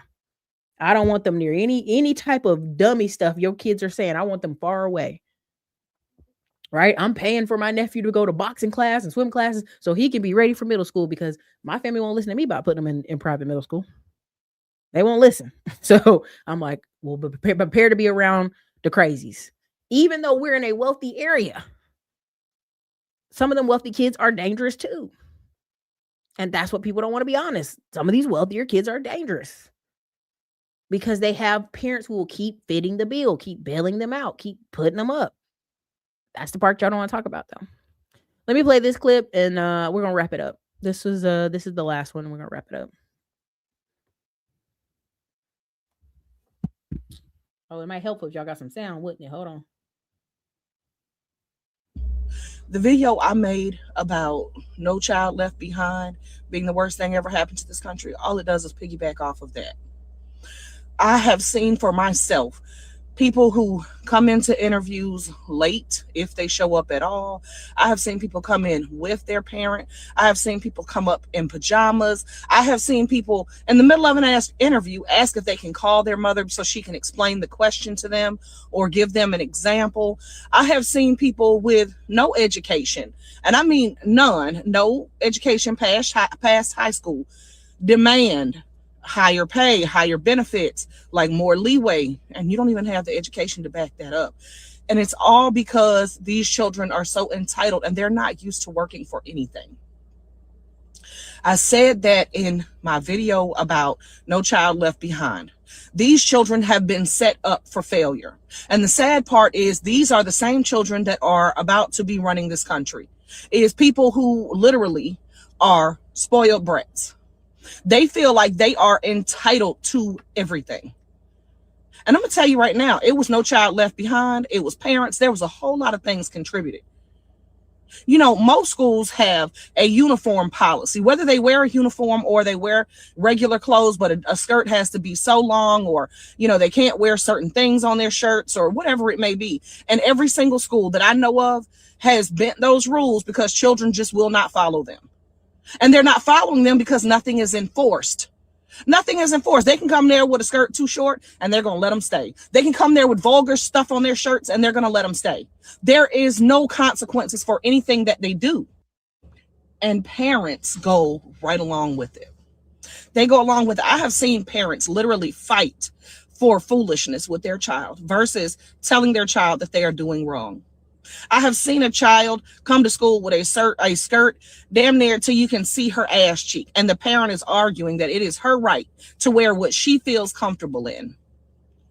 And I literally, it sickens me that parents are this fucking stupid that they want to be friends with their children so bad, that they want to be so cool with their parents, that they are allowing their children to be set up for failure. A lot of these children need to be retained. When my child was in 5th grade, I had a child who I knew was not ready to go to the 6th grade. And I fought tooth and nail to have him held back. And it was a fight, but I finally got it done because I knew he was not ready. Let me pause right there. You already see the aesthetic she's wearing. I will bet money this child's named Jalen with a black daddy. If he's in 5th grade and he was not ready to go to the 6th grade, Miss Lucy, your job was to pay for a tutor all year so he can be tutored and get ready. He did not just all of a sudden not ready for 6th grade and 5th grade. He wasn't ready in 4th grade, but you weren't ready for that part. Let me keep going. Let me let her finish her train of thought. Ready. A lot of these parents are fighting for them to go forward, knowing they're not ready. Y'all know they're not ready to go to the next grade, but you're okay. So there's a video going viral about Gen Z and Gen Alpha being unemployable. And I'm 100% sure that is true. The video I made about No Child Left Behind being the worst thing. So yeah. Listen, Lucy ain't even got to show me. I know them kids is half black. I know they is. I know. If she ever flashed these children, their name gonna be Jalen. And the little girl hair gonna be a mess. That's okay. I know what it is. We all know what it is. We can feel it. Up. There we go. Had to find it for y'all. I know. Good morning, guys. So Scarlett is very upset with me. You want to tell them why you're upset? Because I'm upset with you. Why? What made you up? Let me tell you, that man black as hell. That man black as hell. Her jeans ain't even fight. The little girl ain't even got a curl in the head. I knew it. I already knew it. I knew that man black as hell. Child ain't got a lick of curls. Her white jeans didn't even fight. They didn't even put up a fight. They were like, we just tired. Go ahead, take it. Take it on. Oh, I love seeing all the mamas of Jalen's. They always enforce the stereotypes for me. Y'all make me sick pregnating these ladies, okay? Father name probably Daquan. It is. It's probably Daquan is their daddy. Daquan done cheated on me for 20 years, but I'm still with him. You black women don't know how to treat Daquan right. Baby, you can have Daquan, man. I wish you could stop it. Daquan look like you should keep him with them gold teeth. Anyway, let's keep it moving. Let me get out of there. Let me play this. Let me read this part. Get out of here. This is my last segment. I'm gonna read this. Okay. You are not allowed this rubber Kiyosaki. Oh, I can do so many comments on Daquan, but I'm gonna stop. You are not allowed to be as rich as I am, not by accident, by design, because the system wasn't broken. It was built this way. Here's the part they never explained. In this country, the best in deal investments are private. So they are not publicly advertised to you. It's called private placements, pre-IPO deals, real estate syndication, private credit funds, oil and gas with 100% tax deductions against active income. They're called accredited investor opportunities. To get in, you need to earn $200K a year or already have 1 million net worth. Let me say it again. To get in, you need to have 200K, already have 1 million net worth. That's less than 3% of Americans qualify. Here's the catch-22. My rich dad explained to me when I was young and broke, people invest because they want to get rich. But because they aren't rich yet, they aren't allowed into investments that could make them rich. Only the rich get access to rich person investments. So the rich get richer and everybody else gets the leftovers. The poor trust the system to let them in someday. The rich build the system to make sure that never happens. I call that the 9.99%, but we'll keep it moving. By the time a company goes public, the founders have already won. The early investors already won. The insiders already made their money. What gets offered to the public is what remains after the people with access took their share. Here's what should make you furious. The rule keeping you out was written in 1933, over 90 years ago. It's never been updated because the people it protects don't want it updated.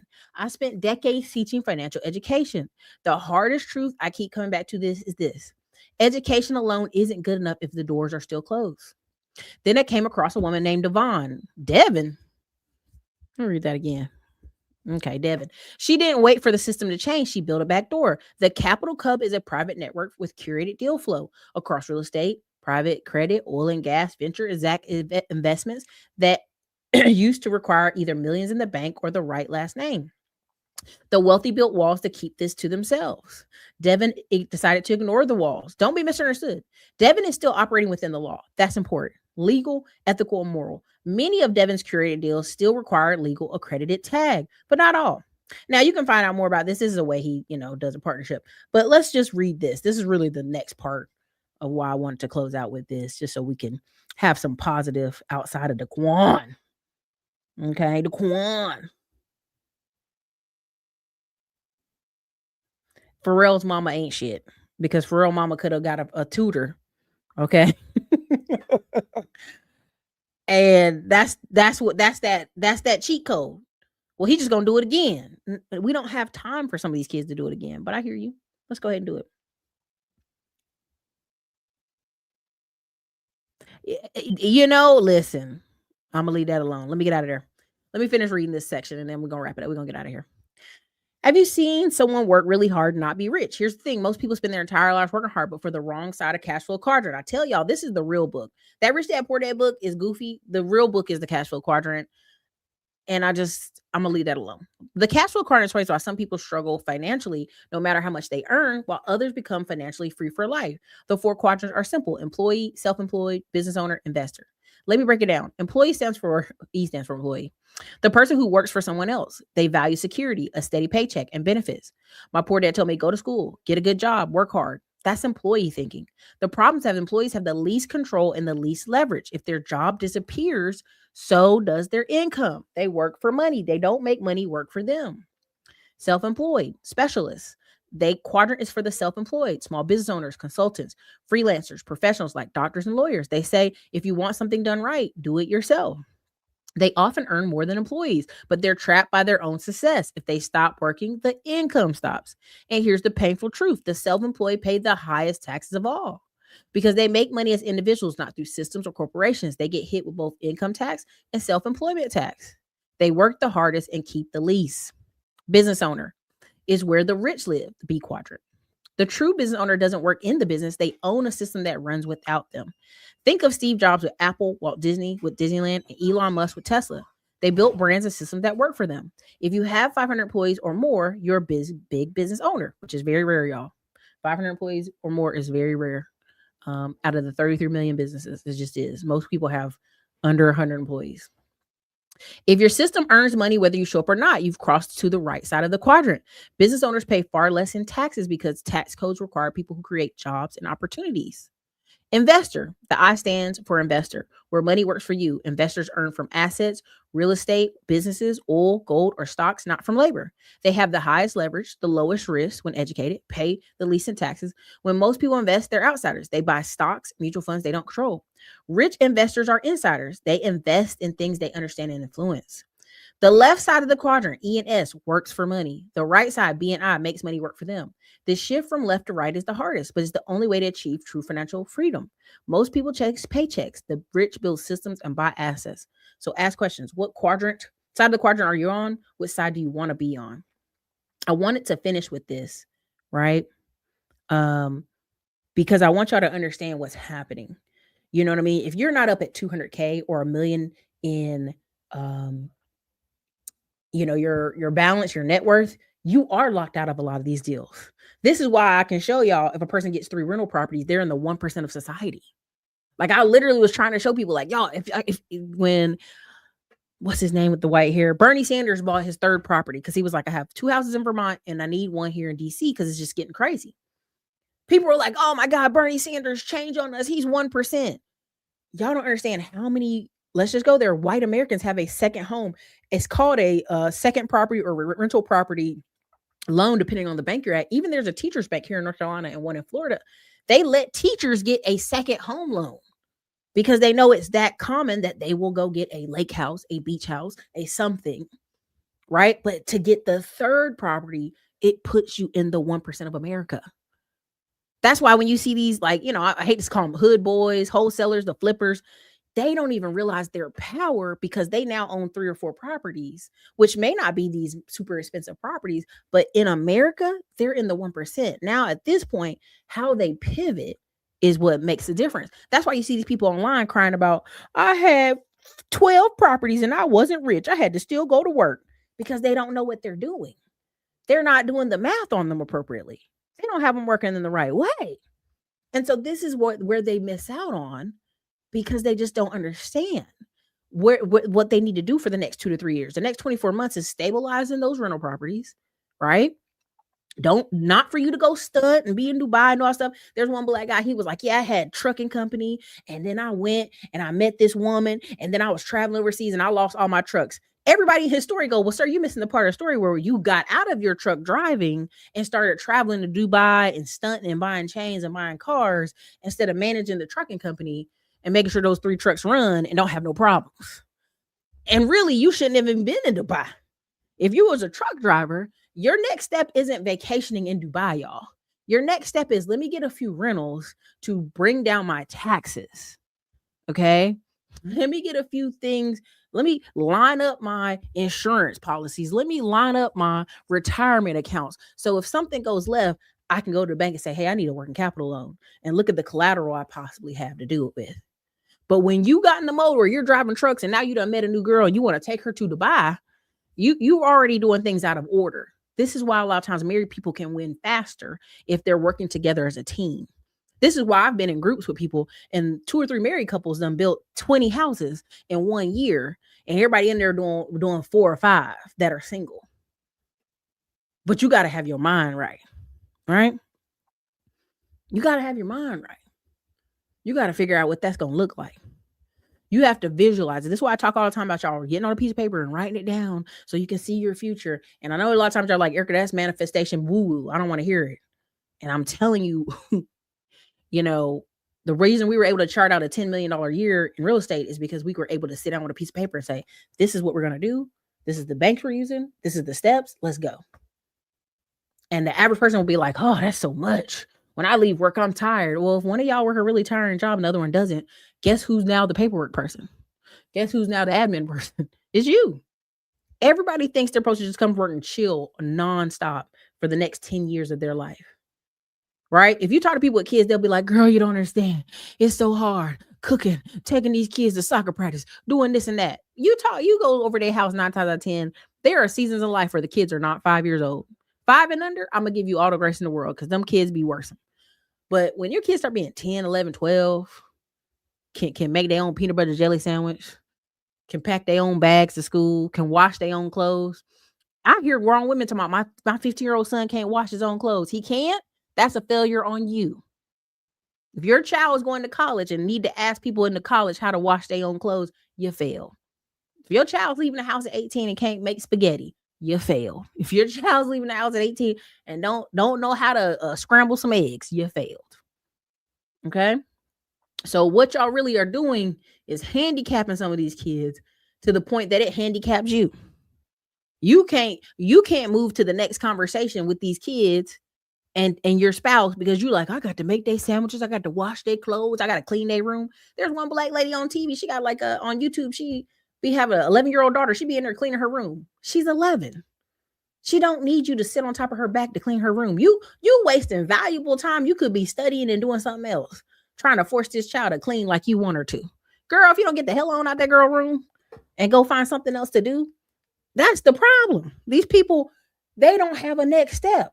When they become empty nesters, they don't know what they're going to do. That's why it's such a category to sell to, empty nesters, because they never planned for, what do we do after the kids are gone? What's the next step? Okay, how can we help these grown adults live a grown adult life? You know what I'm saying? It's crazy. It's crazy. Y'all don't understand how bad it is out here. It's crazy. But if you can plan a little bit and think ahead, great. Now, part of the reason y'all are probably like, Erica, why are you pushing these school groups and these trainings so hard? And I have to, because I literally had a student, I talked a little bit about an oil investment on YouTube publicly, and I shouldn't have, but I did. The person invested and they almost lost 20 grand. We basically got on the phone, did some mediation, called a person, said, hey, give this girl back her 20 grand. She really isn't able to invest in oil and gas like this and it be a risk. She needs guaranteed money. And he took me aside and said, don't ever talk about my oil investments online ever again, because You're sending me people who are not accredited and not smart enough to figure it out. That anytime they invest money, they can lose money. So again, I'd say this as a person who's learned this multiple times. I am no longer saying certain things here on this public YouTube part. If you want to hear about it, you want to talk about it, it's going to be behind a paid wall. It's to protect me legally. It's to protect other people I know legally. It's to protect some of y'all. Some of y'all are not serious. You know, I had one person didn't tell me they did it, but they took 100,000 and invested with somebody. I mentioned their name here on YouTube. This is how I know how powerful these videos are. The guy called me and said, Erica, I don't even know you like that, but one of your people came from your channel and spent 100K with me. I'm going to cut you this check for 5K, but I'm still going to ask you not to mention my company again because they're not coming trained. They're not coming accredited. So when I say a lot of y'all Black people have money and y'all just trying to hide off to the side, not tell anybody, there literally has to be a way to train y'all. There has to be a way to talk to y'all so that it's not public and it hurts me. Somebody could come back and sue me because you mentioned my name and you done sent me this girl who's now freaking out and wanting to sue me after she put 20K with me. I'm like, I'm so sorry. I had one person come on this channel. I don't know if y'all can go find that old video. And when I interviewed him, I said, well, what can a person with 5K do? He literally wanted to stop the video. He's like, Erica, I don't work with people who have 5K. I only work with people who have $50,000 to $100,000. And you know that. There's a video out here. I left it up on purpose because I want y'all to see the difference in the conversation. They're not talking to us with 5 and 10K saved up. They're not. We're not even in the financial equation, y'all. When y'all be like, Erica, I got 10K saved up, I'll be like, well, baby, you might as well go put in your account and go hard again 2 more years. But that 10K is enough for you to get a rental. That 10K is enough for you to get a landline. That 10K is enough for you to go to the bank and do something with it. But I'm not wanting you to look over here at Dubai Life and high level oil and gas investing and all these other things because you're not there yet. And that's okay. That's why I recommend books for y'all. That's why I recommend things for y'all to study. This is why when people say, Erica, you're gatekeeping, that pisses me off because Black people and a lot of people think they should know everything. They should have access to everything. Even if we give you access to all these things, you won't know what to do with it. So it doesn't matter that you know, like I know how much that costs. Well, if you know something, why your life ain't changed? This is how I'm sitting here and telling you when people are like, well, you already had 2 ebooks full of certifications. There's more. Baby, there's like 1,000 certifications that many of these white people, family members done came up with to train you in 2 days so that they can say their nephew is now the manager over some of these companies. And because y'all so busy arguing about 50-50 and child support and goofy shit, you're not even seeing that they're training up a bunch of mediocre, not qualified, mid-30 white people to do jobs that you could do because you have more training and you have more experience. But because you don't have time, because you want to go hang out and watch the football this year in the fall, to go take a 2-day weekend training, live training, and pay $200 for it, you're going to miss out on a $100K a year job. You know, you got women working in healthcare for 20 years complaining about the pay. There's been 2-day trainings that could have been made them managers over most healthcare businesses. But they want to sit here and complain about wiping butts. You could have been a traveling CNA during the pandemic and right now make $150K a year, but I can't travel. I got kids, girl. Well, that's not my problem. It's not my problem. And so we're going to move to a position here on this channel where I'm not going to say a lot of companies and people anymore because it leads to y'all giving 20, 30, 40 grand to somebody else and then be like, well, Erica told me. Well, Erica didn't get none of that 20, 30, 40 grand, 50 grand. You just ran over and gave this white man because I mentioned his name. And now he want to come sue me and sue you because you out here tripping. Okay. Once he realized, he got on phone and realized, oh, you're a real business person. Oh, you're not just some YouTuber yelling my name. You did this on accident. Oh, okay. No problem, Erica. Let me work with you. This is what I'll do for you. Boom. Your name's removed from it. That person's an idiot.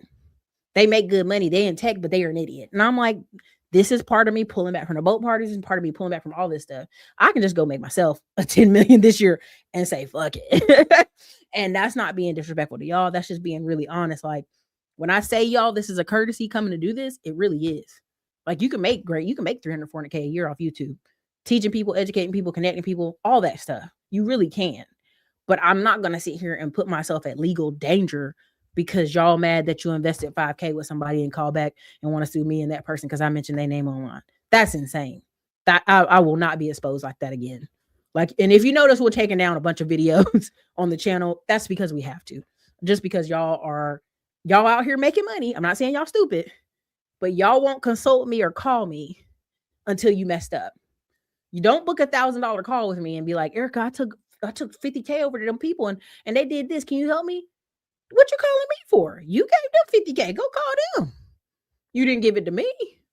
Why am I going to go fight for you when I just mentioned it? You didn't educate yourself on it. That's why I'm not going to do that no more. I'm not going to put myself out there like that. So let me read some of y'all the last of this comments y'all had, and I'm gonna close out here because that's why things are changing. They are on this channel. We're not doing it. Levels. This is true. That's the best way to do it. It really is. We appreciate all you provide. I'm just telling you. I'm just trying to protect myself and protect y'all too. Shit. Saw that shit and had to help women how to cook in college. Yeah. Mom yelling at them in the kitchen, but not showing them nothing. It's crazy. It's crazy. I don't own a house, but I own a small piece of land, like a quarter of an acre.